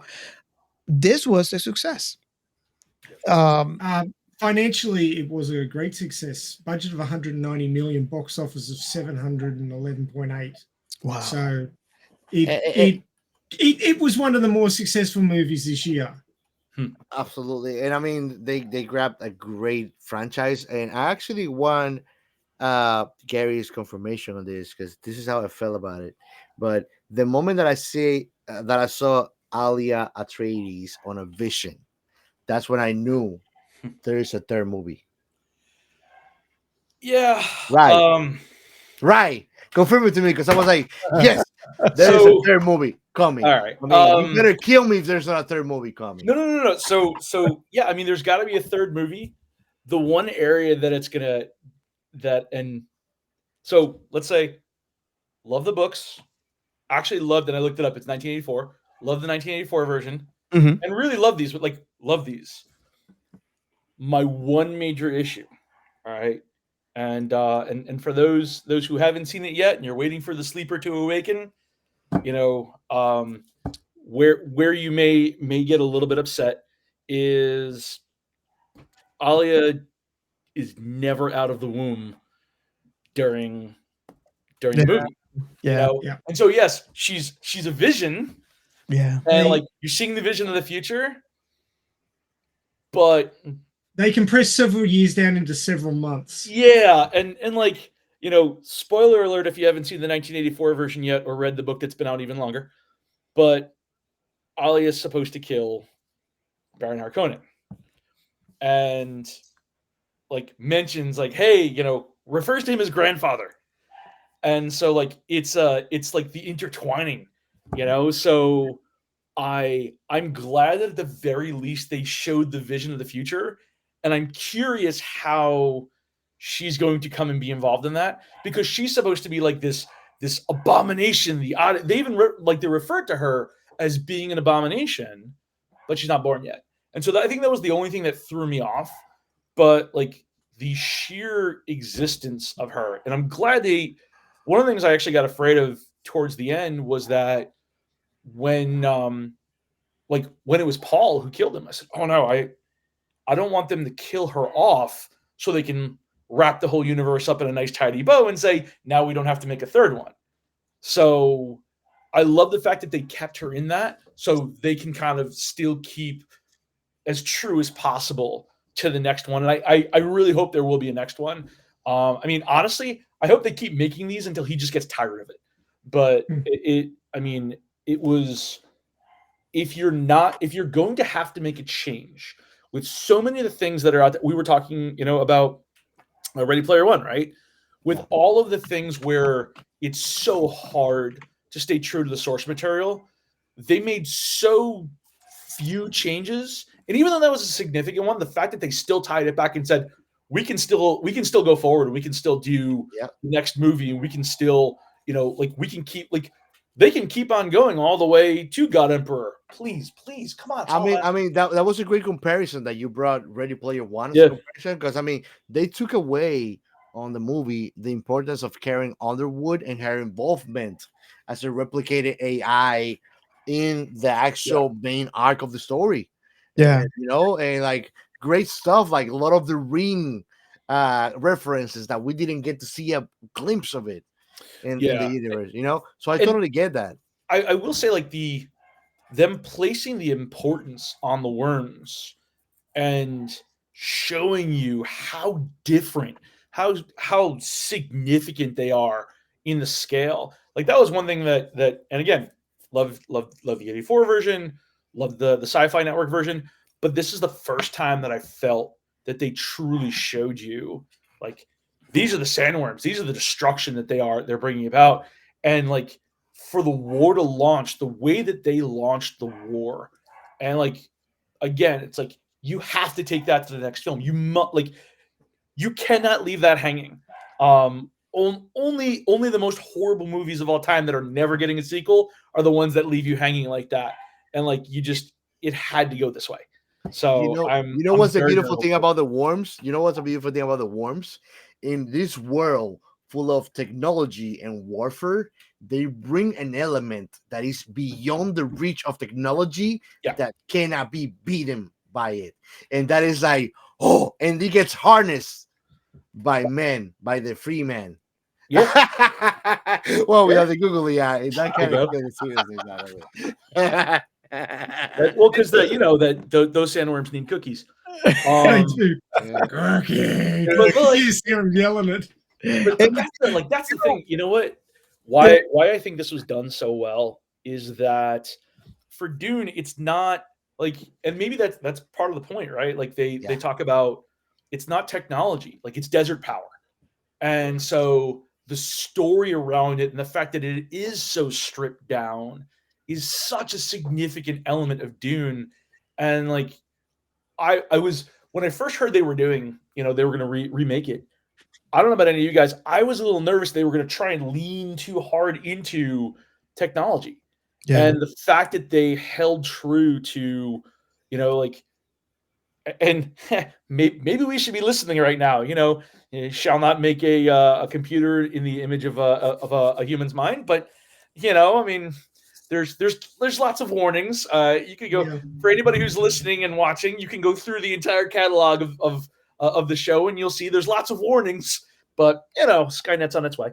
But the fact that they were able to capture that, to preserve that, I think is what makes the movie such a success. Like you said, like I've heard a couple people agree with me about I really wish they didn't change and make Paul kill him, right? But the amount of tweaks that were there, and I will say Christopher Walken kind of pulls me out of it a little bit because he's Christopher Walken. Like, I'm sorry, there are certain people who cannot play a role other than themselves. It's like Steve Buscemi and Denzel Washington. Denzel Washington and Steve Buscemi played Denzel Washington and Steve Buscemi in everything. Christopher Walken is Christopher Walken. You cannot put him in this movie. Have you seen The Walking Dead? No, I wasn't a Walking Dead guy. No. Listen to me very carefully. The Walking Dead. Oh no, I have not seen The Walking Dead. Look it up on YouTube. The Walking Dead. Not The Walking Dead. You're trying to mess somebody else's life, Ray, right now. I'll tell you something. Christopher Walken is heck of an actor. He portrayed a weak ass king. Yeah. Oh, he was. I didn't think he was. I was like, huh? To me, he was the only poor casting. The entire thing, both movies. The only problem to me, like he's the only poor casting. And I'm not. Oh God, I'm glad it's not my show, so I'm not going to get the emails. But I'm not. Bring it. Call me. I'm not really a Zendaya fan. Okay, I don't think she's a bad actress, but I don't think she's like the next Meryl Streep, and she seems to get a lot of hype. I'm on your team, buddy. Yeah, here we go. Well, like the thing of it is like I thought she did a good job. I thought she was a solid fit. Javier Bardem was fantastic, and like you're going where I wanted to go. Yeah, here's my question. I think that unfortunately the visibility fall too heavily on her. But I feel like the Paul Atreides portrayed. I haven't read the books, so that's what I wanted to ask. The Paul Atreides portrayed in 1984 movies and the Paul Atreides portrayed in the new Dunes are different. The Paul Atreides portrayed in 1984 movies is a very independent guy. There's a romantic element to him with another person that introduces him to the Fremen. Mm-hmm. But in the new movies, he seems way too concentrated and dependent on his romantic relationship with Chani. And I felt like they overcapitalized on it, and he kind of took a toll on his character. That's how I felt. And I haven't read the books, and I got that. Yeah. And I want you as somebody that read the books to confirm to me, oh no, dude, you're just making shit on your head, or I mean, like, so it's been a lot of years since I read the original. And by a lot, I mean like 3. But I mean, they definitely portrayed different Pauls, but I will say that I thought that they did a good job because it's so difficult in a movie to port over the internal dialogue of course. It's like the turmoil that goes on inside of a character and makes them struggle. That's hard to do in a movie. Yes. And so like Paul does throughout the entire series, like, he questions, his identity, what he wants to be, and should he be his father, and, like duty is important, but, I'm thinking about this girl, and, I think that they did a better job in the new ones reflecting the turmoil that he's dealing with Definitely. and making him more human, which is ironic because it's like, hey, you're gonna put your hand in this trap and you're gonna deal with the pain, and I'm gonna put the ganja bar right here. And I want think that one of the main problems with the classic Dune too, that we kind of got to fix in the new ones, is that unfortunately, McLachlan, which is a handsome ass motherfucker, looked way too old for the role he took on in 1984, and supposed to be like 16. a new Paul Atreides fit perfectly with the character because he was a younger guy. He looked more in his age range, and he fit way more better on the character in that aspect. For and sure. he's like, I also he's felt that angsty. the original felt a little rushed. Also, Yes. Yeah, Yes. I mean, think about it, too much Robert. material. If you think about it, it feels like the original. Definitely, they missed the second part. It definitely didn't give you that closure. The optimal sort of story that gets converted into a comfortably speedy narrative for a movie is a novella. It's not even a novel, let alone a long novel like Dune. So you're gonna have to slash and slash and slash. Yeah. There's Ray, no did you choice. Did you read Dune, the Dune series? Yeah. I read the original book, and I got halfway through Messiah and just got Right. Okay. But I mean, tell me if you think I'm wrong that, like, I mean, Paul is supposed to be kind of not like a angsty teen, like in the, in all the teen movies of the 90s and all that stuff, but like he deals with with internal turmoil. He struggles with what his place is. He's been trained from birth to know that he's going to have to deal with a ton of shit that's going to affect a lot of people's lives as the heir to House Atreides. But then it turns out, no, actually, you're the Kwisatz Haderach, and you're supposed to take over the entire fucking galaxy. And he's like, eh. Yeah. So, like, I think the fact that a teenager deal with that. I mean, think about it. Think about it. He's the Messiah of the War of the Worlds. Like, there's nothing heavier than that, buddy. Like, and you're bringing intergalactic religion and politics, and you're in a one person.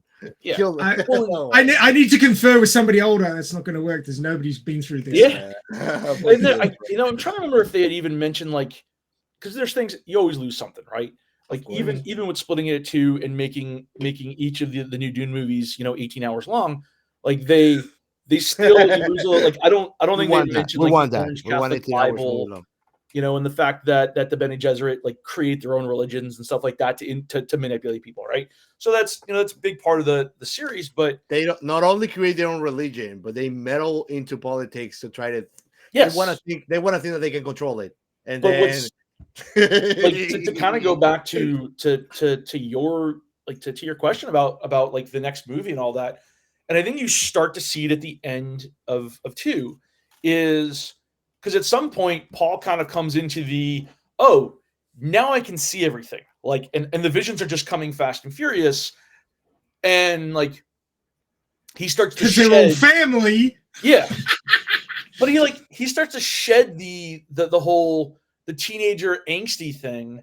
And it's like, what's interesting to me is that he sort of transitions like a lot of the movie or the movies and a lot of the original book is about him being very, very human. And he's supposed to be superhuman, but he's very, very human.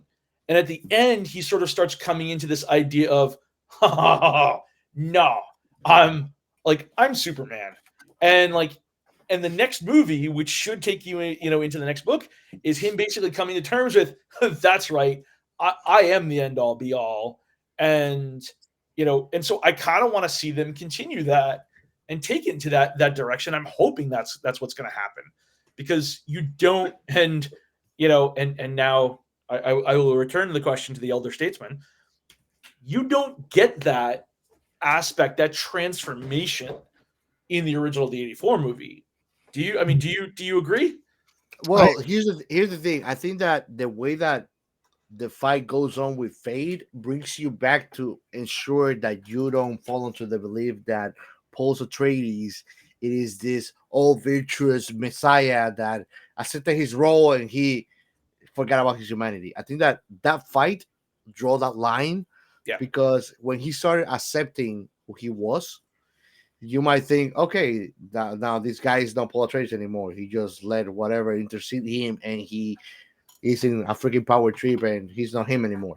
And Like, that if you fight, heard Lawrence Fishburne go, he's starting to believe, like, okay, it would have fit, because it's a very much Neo moment where yes, Paul realizes that he can control the Matrix. yes, and I think that fight brought you back to like remembering you. He is just a man, and Yeah. I mean, I think that in little snippets of conversations throughout the movie between Jessica and between the others, when they're trying to like claim that he's something and he kind of like pushes back, Yeah. he kind of tries to always establish that he accepts his calling, but he understands he's a man. He's not God. He's not something beyond his own flesh. And that's the beauty. It's very poetical, man. Yeah. You were gonna say something, Robert. I'm sorry, I interrupted you. I mean, like kind of like a trip. The rails I just went with the rails, and now I don't know what the heck I was gonna say. No, but the going back to this, and again, I say it again multiple times. I love the original. The original Oh, me too. felt rushed to me, although I loved it.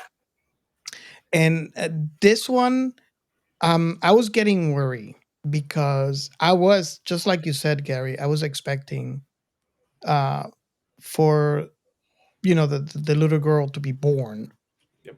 and the movie is going and it's not happening, and it's going and not happening, and I'm getting worried and I'm getting worried, and at the end it never happened. She was Yeah. never born, and what happened in the original didn't happen in this one. So I'm glad that you mentioned that, because that's one of the moments that I also noticed in this film.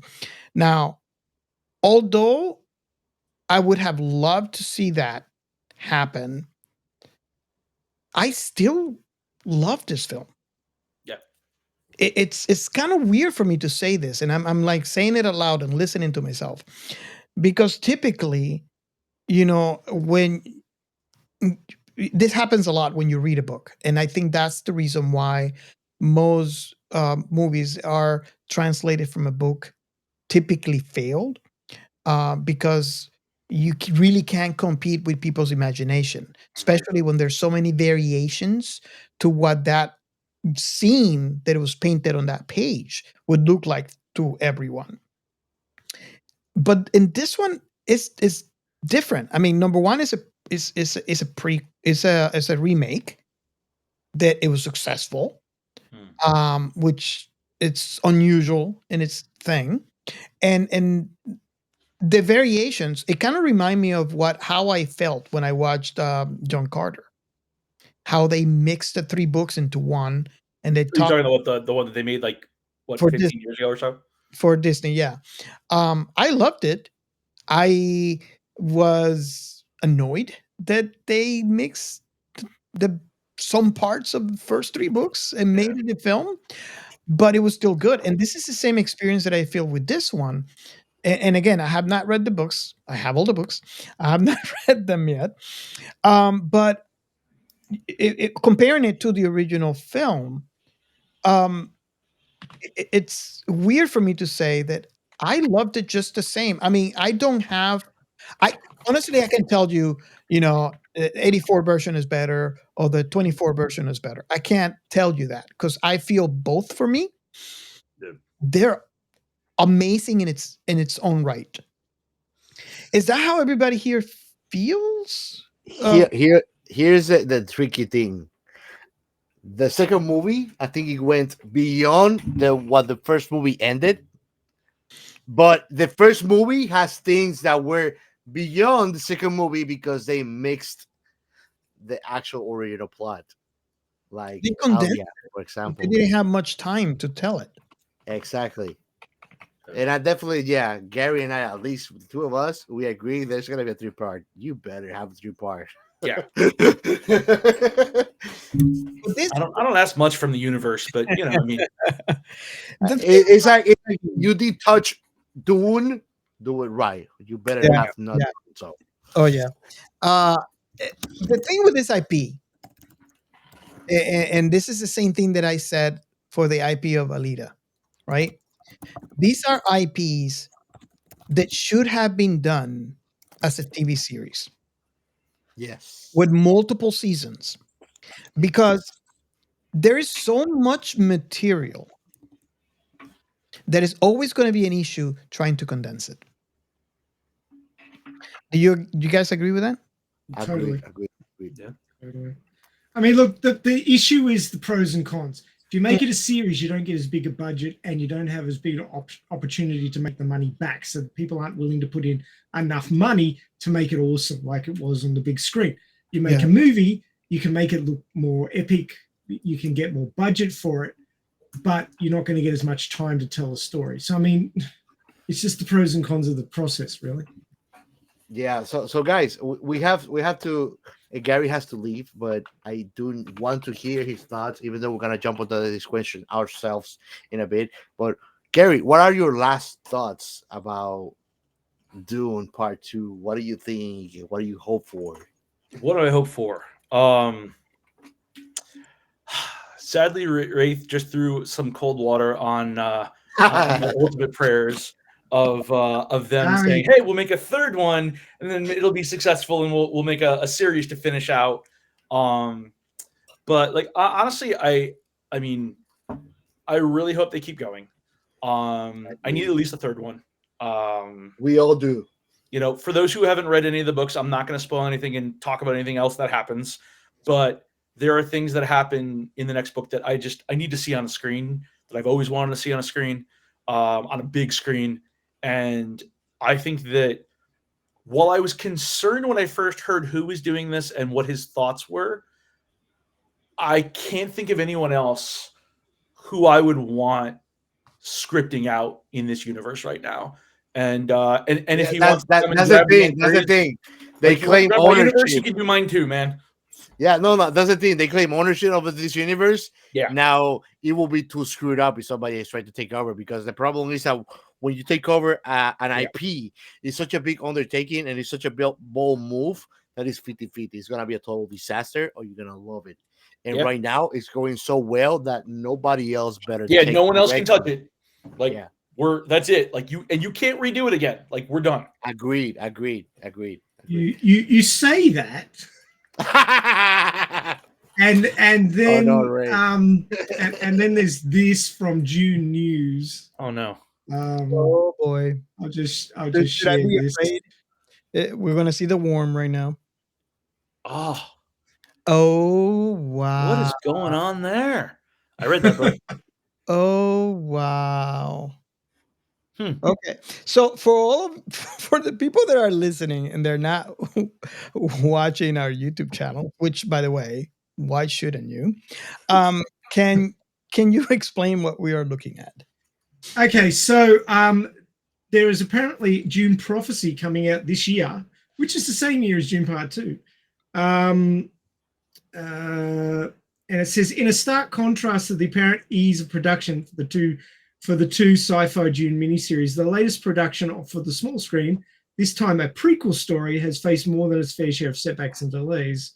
Supposed to be on HBO Max, and it's called Dune: The Sisterhood, but actually now the name's been changed to Dune Prophecy. Neil. And one of the writers was Dune Part 1 showrunner, but then he quit so he could concentrate on the script for Dune Part 2. And the pilot episode is directed by Denis Villeneuve. Okay. So he's involved. But then John Rennick is taking over after that, apparently. So, it's not completely separate from the people who are making the movies at the moment, but it is a prequel series. I'm gonna watch it anyway. I know you will. Depending on how much you love something, it could be that thing that you like want a little bit more of it, and it brings it. So anyways, I wanted to thank you, Gary, for coming on. You're always welcome here. Like I told you, pre-show is always such a great conversation. So you know that the door is always open. And before we let you go, because you told us that you have to. If not, we'll probably keep you here hostage. But I want you to remind to our audience where they can go and find your books and your content. We're all about sharing the love and helping one another. It's all about a community effort. So let our audience know where they can find you and they can find Antares Ascent. Cool. Thanks, man. Yeah. Everything's hopefully you have a Kindle. If you don't have a Kindle, you can download the free Kindle app for your computer, for your tablet of any kind, for your phone of any kind. And Terry's Ascended is on. See, there you go. And Terry's Ascended is on Amazon. And so book 2 is going to be out shortly. So I will. This is Sci-Fi it, so that I can make sure that folks know what's going on. And guys, I've been on a bunch of different podcasts and shows, and I don't think I have so much fun with you guys. I'm so glad you guys let me come back. This is some of the most fun that I've had all summer. So thank you so much. No worries. It's not about letting you Anytime. come back, buddy. Is whenever you want to come back, the door is Thank open, you. man. Yeah. Have a great night, guys. You too, man. Awesome. All right, guys. Oh, this is being a great conversation, and I mean, I can't wait to continue to dive in all the stuff that this movie goes into. Because I mean, Robert, this is like if we would have gotten more of John Carter from Mars. That's how good this shit is. Yes. Gio, this meme is for you, by the way. Oh, definitely. But you gotta give it to me, man. You gotta hand it to me that I have masterfully just throw that train the fuck out of the rails and just put it back on like a fucking ornament. Masterfully. Awesome. I never thought I could say proudly I've been perfectly all over the place. And if you want to know what the meme is, check out the YouTube channel. I don't know why you're missing all my weird ass faces while I'm drinking not coffee on camera. I would have to say, we, as you guys could tell from the shout out section, we really appreciate all the new subscribers. You guys are freaking awesome. And I can't wait to for you guys to reach out. The conversation is engaging in some of the comments, so keep in comment. But if you have not subscribed, Gio, can you tell our audience what they will eventually win when we have enough subscribers? Cha-ching. Oh, it's called. We actually have a hashtag for it. It's called a 10K ass tattoo. And I mean, I'm all up for information. So if you cannot deduct from the name of the hashtag what it is, it means that when we have 10,000 subscribers on YouTube, you'll be able to help us monetize getting a tattoo on my ass, and we'll make a poll. So you get to actually decide something sci-fi related. Yeah, it has to be sci-fi related. I'm sorry. I'm going to have to limit your options to some manner because it's about the podcast. With my ass, of course. It's not about my ass. But my ass going to take us somewhere. So we can make a poll, and you can get to decide what I can tattoo on my butt cheek. So let's get those 10,000 subscribers and followers. So share and subscribe and hit that bell so you don't miss our next episode. Awesome. So I'm so glad, Gio, that you mentioned that, because that's exactly how I feel. Well, my ass, I'm glad to mention my ass. It supports me every day, buddy. When you said about what we wanted from John Carter. Yes, definitely. And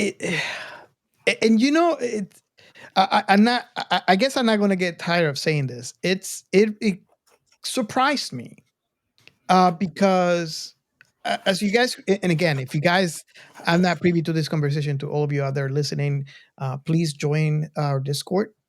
This is where we have all our conversations. But yeah, we were having a conversation about how worried I was, and it, it, it surprised me because, as you guys, and again, if you guys, I'm not privy to this conversation, to all of you out there listening, please join our Discord. This is where we have all our conversations. But yeah, we were having a conversation about how worried I was, and, I, I, I, I, I guess I'm not going to get tired of saying this. It it is so good that this one was done the way that it was. Um, because I initially remember, and I don't know if you guys feel the same way as I did at the beginning. If you kind of, go back to the past and when they announced this, I honestly thought my very first impression when they announced this is that they were going to do one film, and That would I- have been a sad thing, man, if they would have done only one movie. well, I was kind of That would worried. have been a failure. Although I loved the original film, I thought that if they did that, I mean, there's so much content, right? Yes. That I thought that they were going to do the same thing, which is rush it through. But what we had on the film, although the film is still good, please don't get me wrong, I love that film. It does feel rushed. There's parts where you get like a montage of time passing by because they didn't have enough time to cover the material. There's a lot of Mhm. material on the books.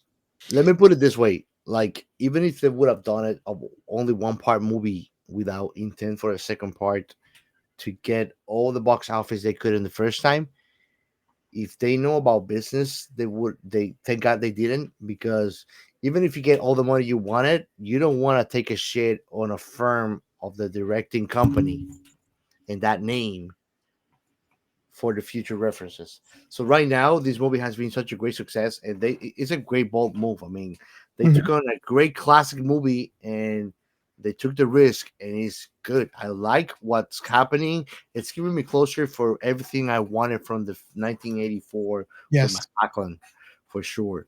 You know, and I mean, Gary Bloom just confirmed to me that from the books too, they're getting as fans what you and I and Ray would got from John Carter Mars, and Ray's getting as a fan also of the books. It's so good that it even has me considering reading the books of Dune, because that's what happens. I mean, I work backwards than most people. Most people like the books and then they jump on media. The way I work is, if it's too good, I want to know more about it, and I'm gonna go and dig in. Yeah. You know, Ray, you did mention you read the books. Well, you read the first book and started to read the second one. Yeah. Um, Based on your experience with what you have read so far, do you agree with the comment?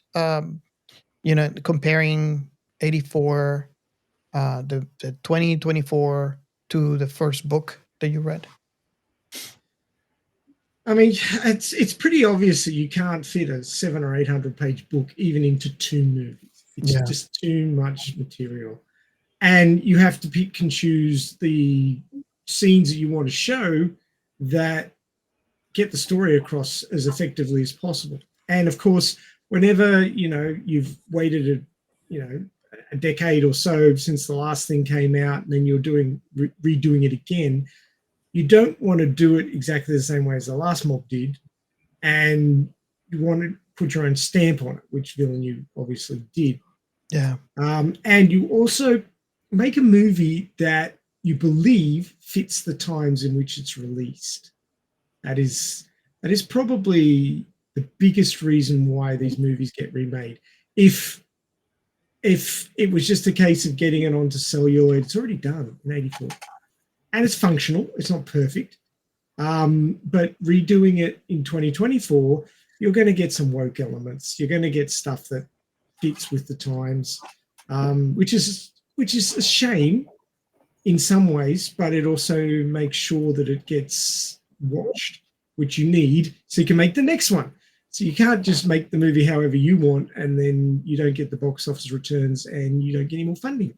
So it's a juggling act.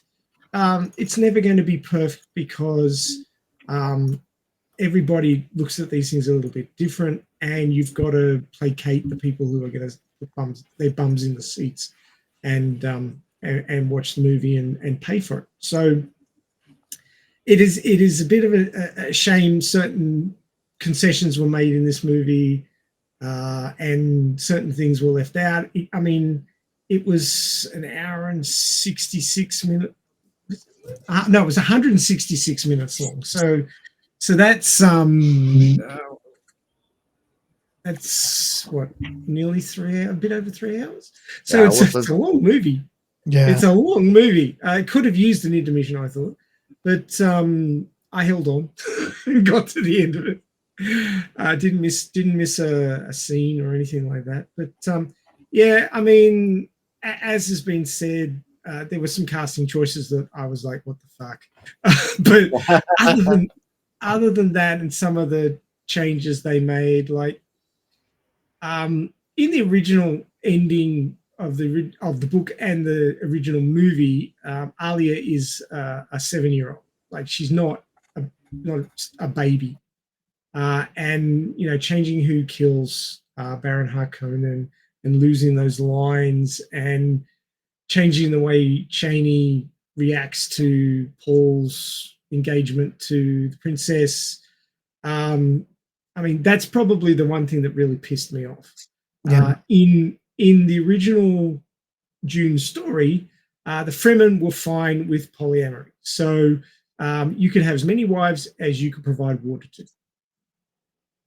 because water was life on Arrakis. So if you were a rich dude, had lots of water, you could have as many wives as you could support, because everybody needed supporting.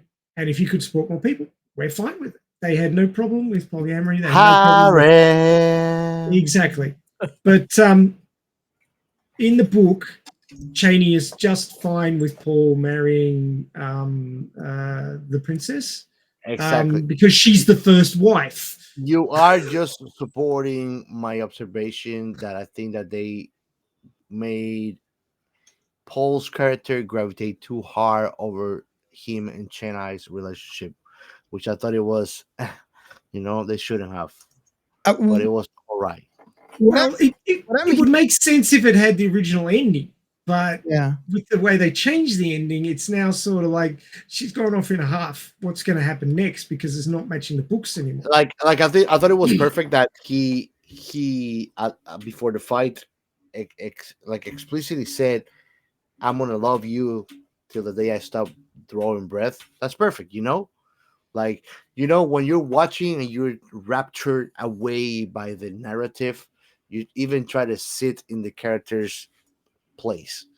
And I think I would have done the same, like on a polyamorous place where there's political decisions that have to be made. Like, I think the decision that he made, that he would take the daughter of the king as his wife, I think that was necessary. If he didn't do that, it's like, it was a political move. It wasn't. It was necessary. If not, it's like you're just going stupidly against war, against all the worlds. But if you're married with the daughter of everybody's king, you're making it a bit more intricate for them to just oppose you. Yeah. Because it's like the king you took over, but he is now part of your house. So like, don't mess with me. Yeah. But the way that they made it is like they gave this monogamous view on the whole thing, and they made it all about them, and they gravitated too much about them too throughout the whole journey, which kind of bugged me, but it didn't really ruin it for me, because I think that the movie was good, even though I think that he could concentrate more in between his intricate relationship with all the other individuals that really had to add up to building Paul Muad'Dib Yuzul character. You know what I mean? I mean, it felt to me more like disregarding the original work, the source material, to fit in with. I didn't want to say, but you read the books. That's crazy. That's crazy that I didn't read the books and I felt that way. That's crazy. But whether he was bending to studio pressure, whether it was his own personal opinions that he was forcing on the narrative, I don't know. But it just feels to me like it's a bit of a shame, because now they can't adapt the next book as accurately. Yes. And in the next book, it's actually a time jump. They skip over the massive war, and it's all about Paul trying to come to terms with the fact that he's got this prescience and he is the ruler of the galaxy, and he at such a young age, and he's not ready for it. He doesn't feel like he deserves it. but this is what prophecy was saying he had to do. So he went and did it. And now he's kind of regretting it a bit. Because now, here's a tricky thing. Here's a tricky thing, and I want to ask you, as a person that have read the books, but even though he's going all full on war with the universe, all the houses, but I feel like it's more like he's protecting himself because he has ownership over spice. It's not like he wants to go and take over any house. Oh no, he's got the focal point of the entire human Exactly. But it's like everybody wants what he has. It's not like he wants to get everybody subjugated to his rule of law. And that is actually, I think, is very, very imperative and important in the motive behind his justice, because he's not a tyrant by nature. If they try to make it out a tyrant because he's gonna fight the whole set of houses in the galaxy, but it's not because he wants to go and hunt everybody down, subjugating. It's because everybody wants what he has, which he didn't chose. Yeah, he's retaliating. He's not instigating. Exactly. Many people fail to notice the difference between an attack and a retaliation. They're very different things. Well, I mean, you look at what happened in the first two movies. The House Atreides got dumped onto the Spice Planet so that they could then be destroyed. This was the whole point of it. They weren't doing anything nice to them. They were setting them up for failure. That worked out pretty well, though. Well, they were 99.9% destroyed. This is correct. And it was a scummy act by the Harkonnens and the Emperor. And the Emperor felt bad about it, but he felt he had to do it because the Atreides were too freaking popular. It's like, trying to deal with a really popular boy band. Was stupid because he failed to understand that the people under him in the hierarchy represents him. So instead of capitalizing on supporting him and understanding that he could give a good name to him as an emperor, he antagonized him and risked everything he had and lost it. Well, he only had a daughter, and I can't remember whether or not women are allowed to rule the Imperium or not, but I don't think they are. He should have just married his daughter to the guy in the first place and said, well, you'll be the next emperor. Everybody would just have to suck it up, and that was the end of that. It would have been a smarter move, because not only was he wedding the Atreides to his flag, but the Harkonnens because of Jessica. So it was a double win for him if he'd gone down that route. But he was just so full of himself that he thought, well, anybody who challenges me, I've got to stomp them. Yep. And, it was the actions of an old, senile, useless piece of crap that should have been removed a while ago. Yeah, definitely. I mean, if he's got adult children, then, there's no reason for him to stay there. Yeah. But I was going to say before I got derailed just before that a lot of the royalty situations that I read is a lot of times where the royalty are polyamorous because they can have multiple wives or multiple husbands depending on who's in charge, and often you'll have a marriage for love and then a bunch of marriages for political stability, so we say, be it internal to the country or external to forge links and stop wars from breaking out over, somebody farted near the border and now we're having a war. So basically royal marriage is all about improving the situation. Yeah. And so it's pretty damn obvious that Paul would have to marry into the royal family to take over and stabilize the situation. Of course, all the other houses are like, no, we're not putting up with that. The individual interests of the characters within the story are beyond the point. I totally understand that. Yeah. It's like you need to put that out of the door. If not, the whole arc, the reason for the story will go out the window if you try to put the individual's interest before. Yeah. So I totally understand that. I But the whole thing is in Messiah, Shani's had children with Paul, and they're still together, and it's those kids that go off and do the things in. Not only in that, the whole nature of Paul's birth is under the same pretext because Jessica was just a concubine of the Duke. She was not the main wife. And look who Paul turned out to be, the whole future of House Atreides.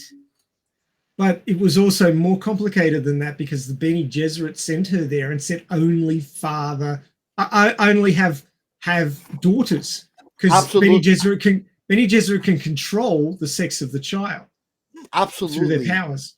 Absolutely. But my point is that the way they try to put it, at least the way I felt it was portrayed on this movie, is like they put too much personal feelings in between Chani and Paul. They shouldn't, because look how it worked out for Jessica and the Duke. Mm. It actually, there's an importance to these political decisions that can take a big turn for the future and the outcome of those relationships, you know?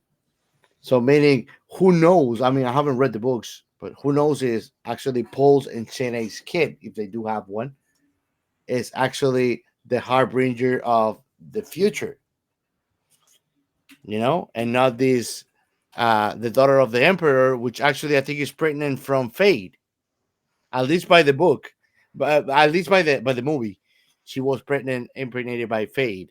So even when he marries the emperor's daughter, I don't think he's gonna have Paul's kid at first. I mean, at least that's the way that they portray it in the movie. I don't know if the books are different. Not sure about that bit. Yeah, I love opening kind of worms, but I got that much out of the comparison between books and movie, and that's true. I think she said that the lineage was secure by the Harkonnens when she went and had this little mystic conversation with Faye, where she just bangity bangity bangity on him, So that means that she was she was had the baby, and now baby father is dead, and she has baby father's cousin as husband, but she's with Faith's baby. I love the sound effects. So does that mean faded to black? Yeah, literally. Oh wow! I tell you what, when they throw shade on Getty Prime, they really throw shade. You get me, don't you? Yeah. Oh my god. Oh wow! Now I want an anime and a manga. Yeah. What about that Sadaka training though? The scene where they're at the Sadaka training camp, and then those guys hung upside down with their blood being drained into the channels. Do you remember that scene? I think I do. Tarika training was not when they were actually getting the essence of the corpses into water.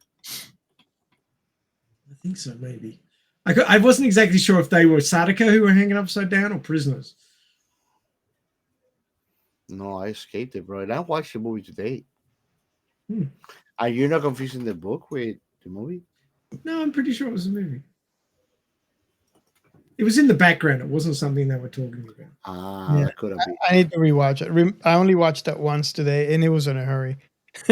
So, Oh yeah, Robert did watch it. but yeah, I mean, and this is the kind of movie that you get to watch a couple of times. yes. I am glad that one of us at least have read the book, at least the first book, because this is one of those things that if you don't, then you might be missing half of the actual story. Oh, yeah. Well, I mean, it's the same deal with what happened with Alita Battle Angel. The movie deviated from the source material to a certain extent, and you just have to accept it's going to happen. Yep. And that's what I said about Alita being another example. because of that reason, and it's an amazing movie, regardless. Um, and this is why I was so surprised about this one over here, and I am using an umbrella covering part one and part two when I say this. And although they deviated as much as they did, it still was a great production. So Yeah, I mean, it was beautiful. It was really well done. Oh yeah. I just felt a little bit ripped off at the end there that they yeah, departed so much from Chani's reaction. I was just like, oh, why? I wanted to see those iconic lines, Mm. as Baron Harkonnen dies. Yeah, I got to say that the end of the 84 version landed better for me than the end of the 24 version. Yeah. Really? Or he is the Kwisatz Haderach. Cue the loud music. Yeah. I don't know. Maybe because I'm cynical and that inside, I did enjoy how Paul Muad'Dib enters the big hole, just giving that big dick energy all over the place. I just want to see Alia. And then he just goes grandfather and just shoves the knife slowly and fucking cynically in his neck and tells him, "You die like an animal." It was like it gave me an orgasm. As an audience, I felt an orgasm looking at it and seeing like the baddest motherfucker getting karma payback just perfectly drop by drop. And then he goes and look at the emperor that is so almighty and literally just goes like, "Kiss my hand, bitch, and get on your knees." It was like ho ho ho ho ho. If that doesn't get Geo some hate mail, nothing will. That's all I got to say on the matter. I just wanted to see that little girl talking. Yeah. That was iconic. And I think, and again, I'm gonna say this again, and I repeat it and repeat it. I love them. I love both movies. Please understand. But I think I got robbed from that pleasure of listening to that little girl just talking. A 7-year-old girl at the end of the movie. Don't And you think that you might be too hung up on the first movie from 1984? no, it's just Because I you don't know. might get that. You might get that in part three of Dune. If that's Yeah, one. you might, but I wanted to see Harkonnen, Baron Harkonnen. You know, I don't know. Ray, do Getting killed by a kid. I think Gary agrees. You with see that. why I tell you the Ray that this guy is a fucking enigma? Yeah. He doesn't like hardcore shit, but he wants to see a 7-year-old killing an old fucking disgusting man. Well, it's just the way. It's just, Riddle me that fucking thing, bro. I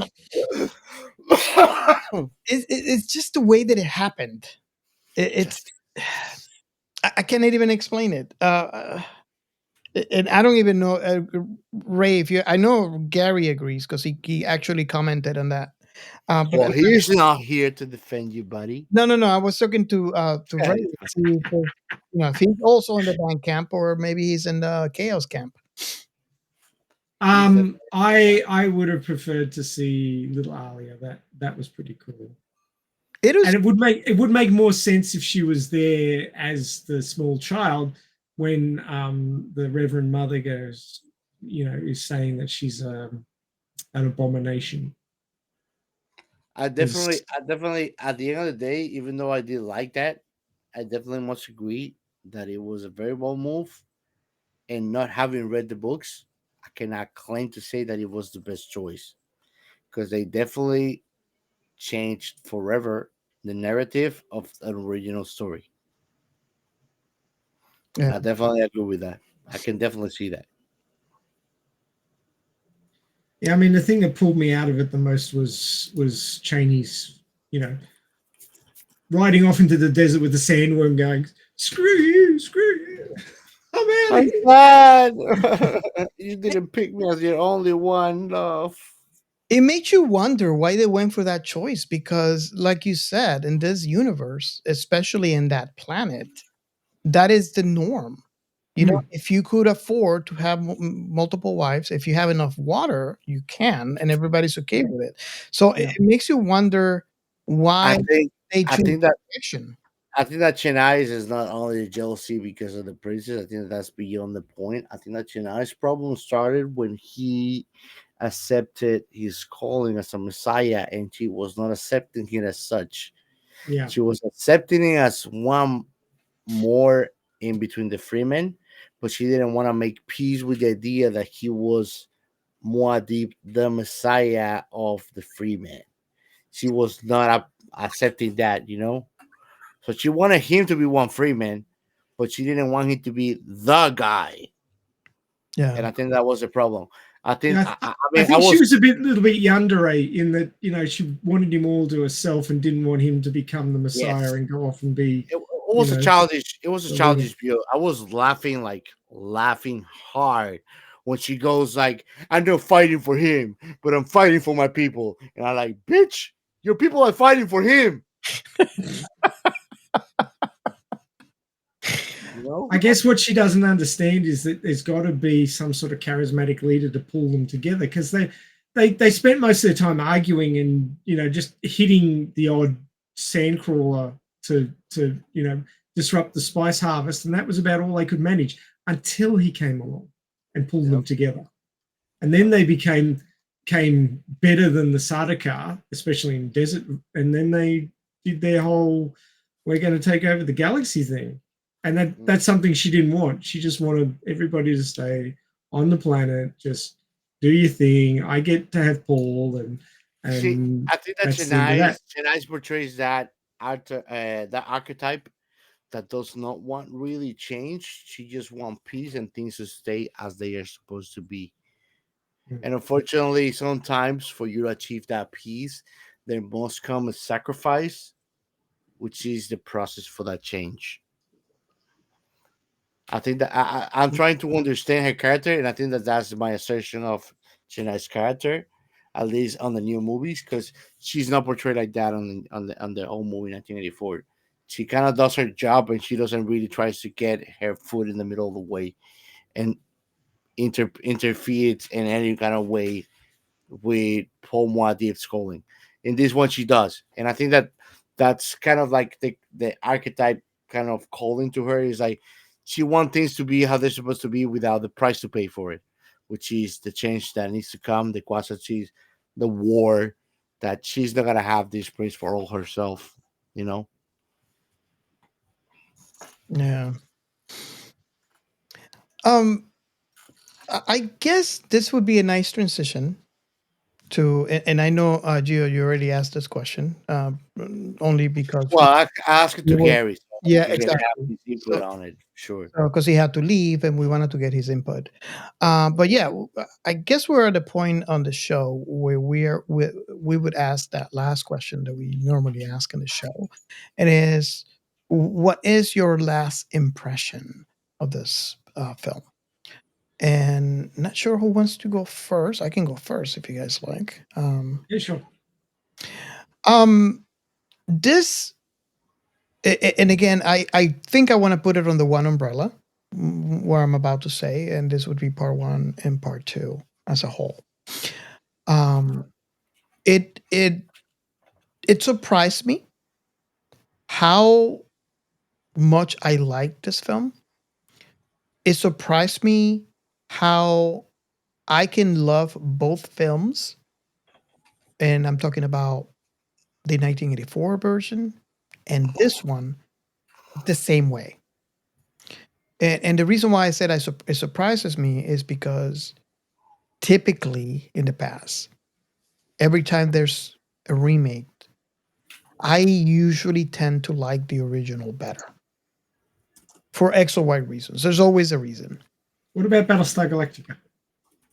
Well, that's another example of what, well, it's a slightly different example because I think what they did, the new Galactica versus the original, I think what they did too, in my perspective, is they took a different perspective of the story, which it's a bold move whenever you do a remake.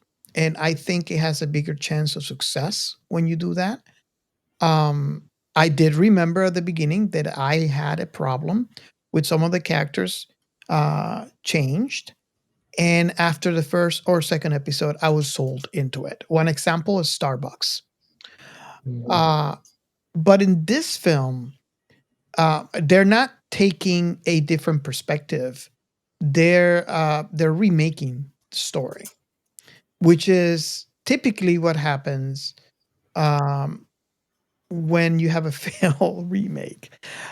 Because I could go on and tell you how many remakes they have made that they were not successful at all. And this is one of the things that surprised me about this film, is because although we have covered some of the things that we disagreed on this film, while the most recent thing is like the ending of 84 versus the ending of this one would be one example. Even with those things, even how I feel like we were robbed of certain scenes, even though I have not read the book and I have heard from especially Gary, but other people that I talked to, how there are certain things that they would love to see and they just deviated from that. Counting all those things together, I still feel this movie was great. It was mentally entertaining, and it was a visual treat on sci-fi. And not sure how, but it's very difficult for lightning to be replicated in this, the same formula being replicated. And I think they did it. I think both films. And again, this is one of the things that I said that it surprises me, is because I love both films. Well, I should say three, technically, the same way, which is usually not normal for me. And I really can't wait to hear you guys thought on that on whenever it's your chance to respond. But I truly enjoy this. I think if you are one of the things is, if you have not read the book, if you have not watched the original 1984, or if you have, it doesn't matter. If you have not watched this one, you should, because I think you'll be missing out, especially if you love sci-fi. This definitely was a treat, and I want to, like I said earlier, I'm going to venture and say that this was a masterpiece, and I know that's a big word. Uh, Yeah. exactly. I feel story wise, although with the many changes and visually, is a masterpiece. And and that's basically my final thought in this film. I can't wait for more. Well, as I was saying before, you're getting more, but they're having trouble adapting the screenplay because of the problems they've caused themselves by changing things, and because there's some things in Messiah which society isn't going to be too impressed about. So they're going to try and work around that. Yeah. Awesome. So who wants to go next? I can go next. Okay. So I mean, this movie, I did like how it turned out to be. I like the connection that it brought with the first movie and the original one. It didn't disappoint me or left me waiting. Um, I definitely opened the cliffhanger for the third movie when they show Alaya, and I think that there needs to be a third movie now because they did change some original things that are very very fundamental to the end result of the whole story. Even though they kind of bring it down with the Harkonnen getting killed by Paul. What do I say, right? It's kind of like when you change the end of something, and now you can't just go straight on to read the books and get the next bit. So you Yes, do need to definitely. make another movie. Yeah, Definitely, I and get I what think you that, mean. that definitely, and I think that that definitely is one of the trigger points that is gonna make me have to read the books at least. Yeah. Is one of those things. I work backwards compared to most people. Most people read the books and then they want to watch the movie. I watch the movie, and if it's too good or interesting enough, it's gonna drive me to go to the books. Kind of what happens with Mushoku Tensei's mangas and books. I definitely would suggest it to any viewer. It seems that even for people that have read the books, it is good enough that it brings it home and it doesn't really disappoint with the outcome or the results that they brought. You know, I think that if they tried that with John Carter, it would be a successful story too. But I think that they kind of took their turn when they fucked it up by mixing three books in only one movie. Even though I love the movie, but it's like what happened with the rest. I think that this did different on that part. I think that it developed and progressed on a way that you're like, okay, when I watched the original one and we recorded about it, I was like, what happened, bro? Like, it's like you heat up the food and now nobody's gonna eat it. And I think that this second part movie did that. The second part movie closed some questions. Yeah, the Holy War. I mean, there's 11 books, so I bet that there's at least more than half of them that are about the war between worlds. Meaning that what we see on the movies, which is actually the ignition point of the whole thing, we at least are given that in two movies, three movies, because that's the other beautiful thing about the 1984 movie and the new movies, and is that even though the first movie kind of is a remake, if you want to call it that, there's a lot of cutscenes and situations that are not put on the 1984 movie that I put in this one. So even though it's a remake, they took the opportunity to give you stuff that they didn't give you on the first 1984 movie. So if I feel like I have really three movies, not two parts movie with a remake. That's the way I feel, at least. And I definitely would suggest it. If you like Dune, even if you're not a Dune hardcore fan, I think that you can enjoy just the movies. I think that it was a masterful piece of film. It's one of those things that I call a state of the art product. And it was pretty enjoyable. And I think that it has a good flow to the whole premise of beginning, development, and conclusion kind of thing. Awesome. And I guess we're down to Ray. So I often have a good think about how I'm going to pitch my final thoughts, but I'm a little bit all over the place with this one because I really did love the original movie in '84. I read the book and I went, well, yeah, then I had to cut it down. So I understand we lost a lot of stuff, but it wasn't absolutely necessary stuff. We still got all the high points in Frank Herbert's Dune, in '84's Dune movie. Although, the special effects were a bit back then. And then when I saw these movies, I went, well, it now looks sci-fi and futuristic. I mean, just comparing the ornithopters between the two movies, the ornithopter in the original was a little box with a beak on it that just flew around and looked really green screeny. Well, not even green screeny. It was just really bad compositing. So it really wasn't very impressive. And these ornithopters made to look like dragonflies. Wow, they were awesome. Yeah.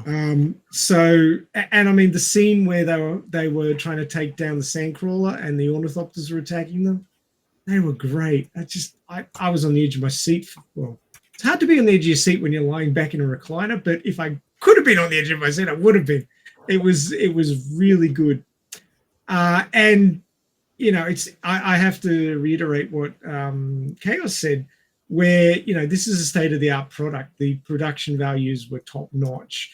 The special effects were top-notch. Except for one example, the acting was top notch. So, and that example is Christopher Walken. Sorry, Chris, but you're a bit past it for this sort of thing, buddy. You just got to walk off into the sunset and let someone else do it. But other than that, I mean, it was a very good translation of the novels.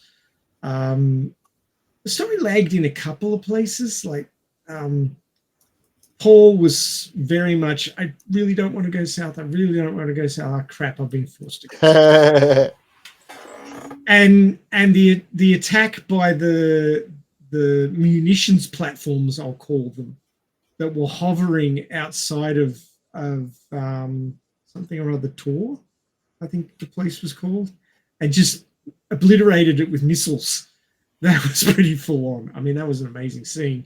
I felt really sad for the Fremen, but you know, it's a war, so you get that.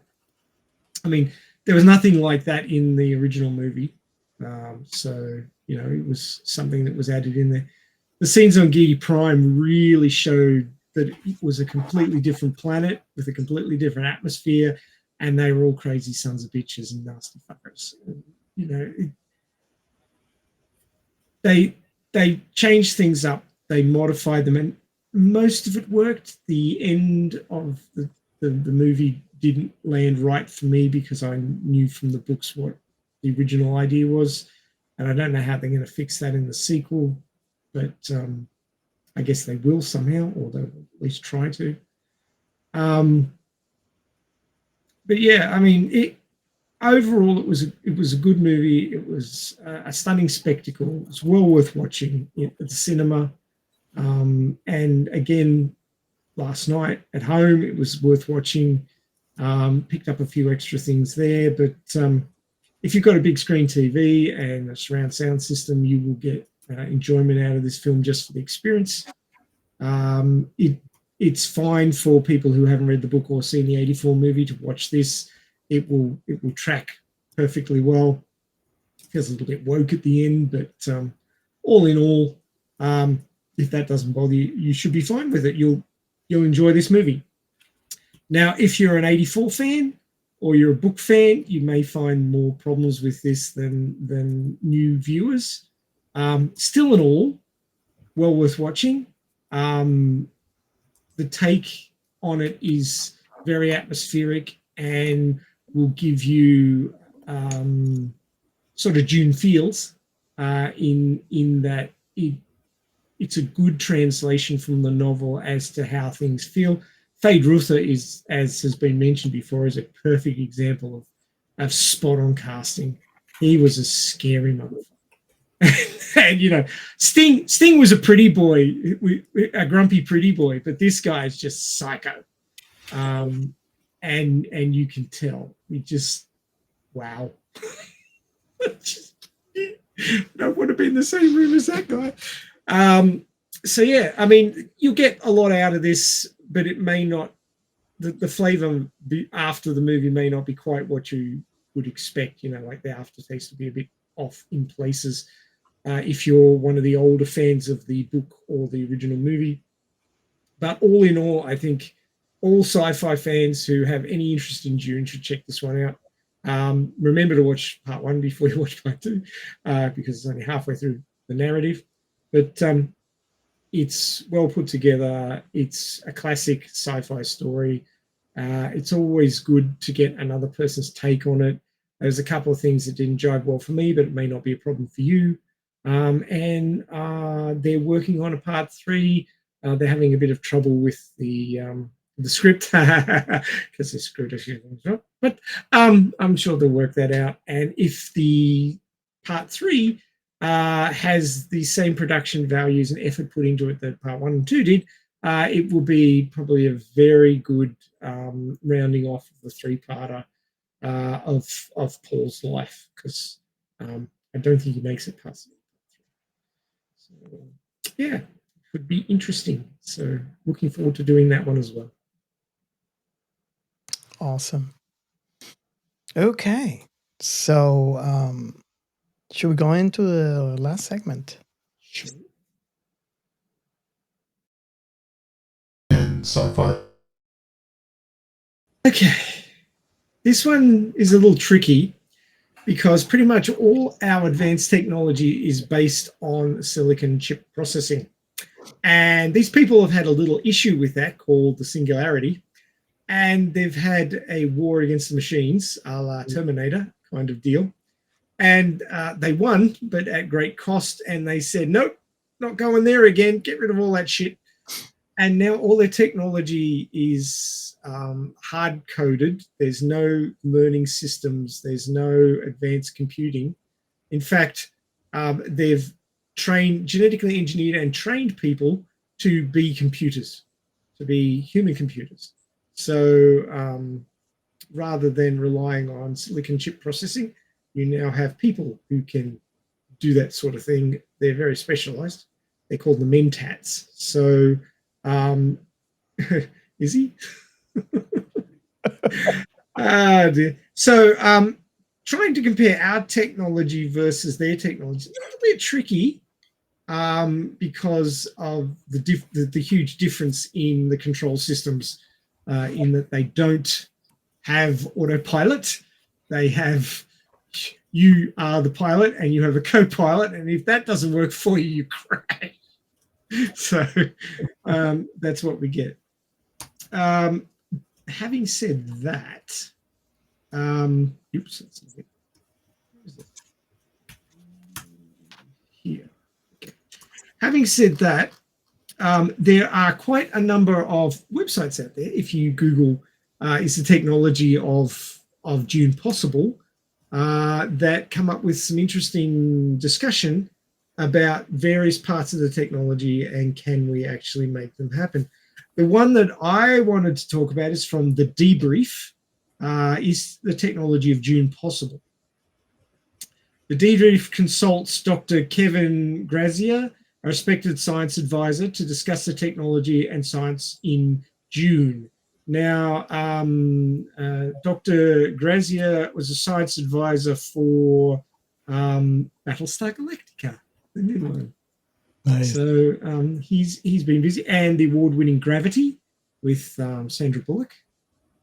Gravity, yeah. Yeah, you remember Gravity? Yeah. So he's been around. I got that. And he is the editor of the anthology The Science of Dune. And he's the co-author of Holy Weird Science. So I want to look into those titles, but I haven't had an opportunity as yet. But the part that I thought was most interesting here is, of course, it's got to be the ornithopters. Is the ornithopter possible? And apparently, people have built ornithopters. And you can fly one in the simulator right now. Me and you have flew some. Nice. Now, that's a simulation. I'm talking real world. It is possible to build ornithopters. However, the huge problem is the fact that the wings are not fixed. The wings are moving. And when you have a structure that is supposed to be light enough to fly, but also strong enough to create lift and support a aircraft while moving, you come into a lot of problems with constant state of stress within the wing structure. And if anybody understands material science, you probably understand more than I do if you understand it at all, materials have to be fit for purpose. Now, whereas, this is set, I'm not entirely sure what the time difference between now and the Dune setting is. I know it is supposedly our future in the story, but it's many tens of thousands of years, I believe. So it's a long way in the future. So their material science would have to be better than ours, I would expect. But with our current level of material science, we cannot produce ornithopter wings that will stay structurally suitable for a long period. You'd have to change them over almost every flight to keep the thing in the air, because they undergo so much stress that they could break at any time. Yeah. And that just is not fit for purpose. So while you can build an ornithopter, it won't stay in the air very long. The wings will break. And that means that you can't sell it. So commercial ornithopters aren't going to be a thing until we get the material science to a level where you can create something that's light and strong and can handle the stress of flapping up and down multiple times a second, and survive that stress for long periods. I mean, you look at material science and barrels on the main cannons of warships in World War II, they would only last like 20 firings or 40 firings or something like that. And then the barrels would have to be replaced because the rifling would be destroyed by the pressure, the shock wave, and the physical pressure of the shell being launched out of the barrel. So you get a certain number of shots out of a main cannon of a warship, and then the thing would have to go into port and have them replaced because the material science wasn't up to the demands of the task for a long period. And this is exactly the same thing. Mm-hmm. So material science is hugely important in our technology, especially for manufacturing and long-term use of equipment under stress. And it's often something that's overlooked, like, oh, we have the technology to do this, we have the technology to do that. Another perfect example is laser weapons for large-scale military use, being, like main cannons on ships and things like that. They can make them, but they don't last very long because they can't handle the power output. The material science is not up to the level of the imaging science that can produce the laser output. We can have nuclear power plants that can produce enough power to fire a laser, and we can have optics that will fire the weapon, but the materials that make up the optics and the barrel can't handle it. It's the same with railguns, naval railguns. Naval railguns have been in development for quite a while, but the materials can't keep up with the stresses caused by firing them. Yeah, they usually break after a couple of uses. That's how it goes with the railguns. So the material science needs to catch up. We need to be able to make better Mm-hmm. alloys and come up with better materials and be able to make them in a way that not only survives the use over multiple instances, but also is cost effective. So it's cheaper to build a missile than we use missiles. Yeah. Doesn't matter how cool the technology is. If it's not economically viable and structurally viable, we're going to keep using missiles because we know that. Yeah.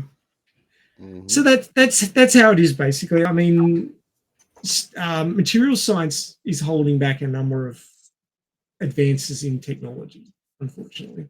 The same thing with batteries for cars. There was a long period where they just couldn't produce a battery which was small enough and could hold power long enough and could charge quickly enough to be used in a car. And Tesla overcame that, and now electric cars are starting to become a thing because the material science caught up. Yeah. And I am glad for Not perfect, but it caught up. And you're enjoying the fruits of their labor, aren't you, Robert? Oh, yes. Very much. Awesome. So yeah, maybe one day, but not yet. Not today.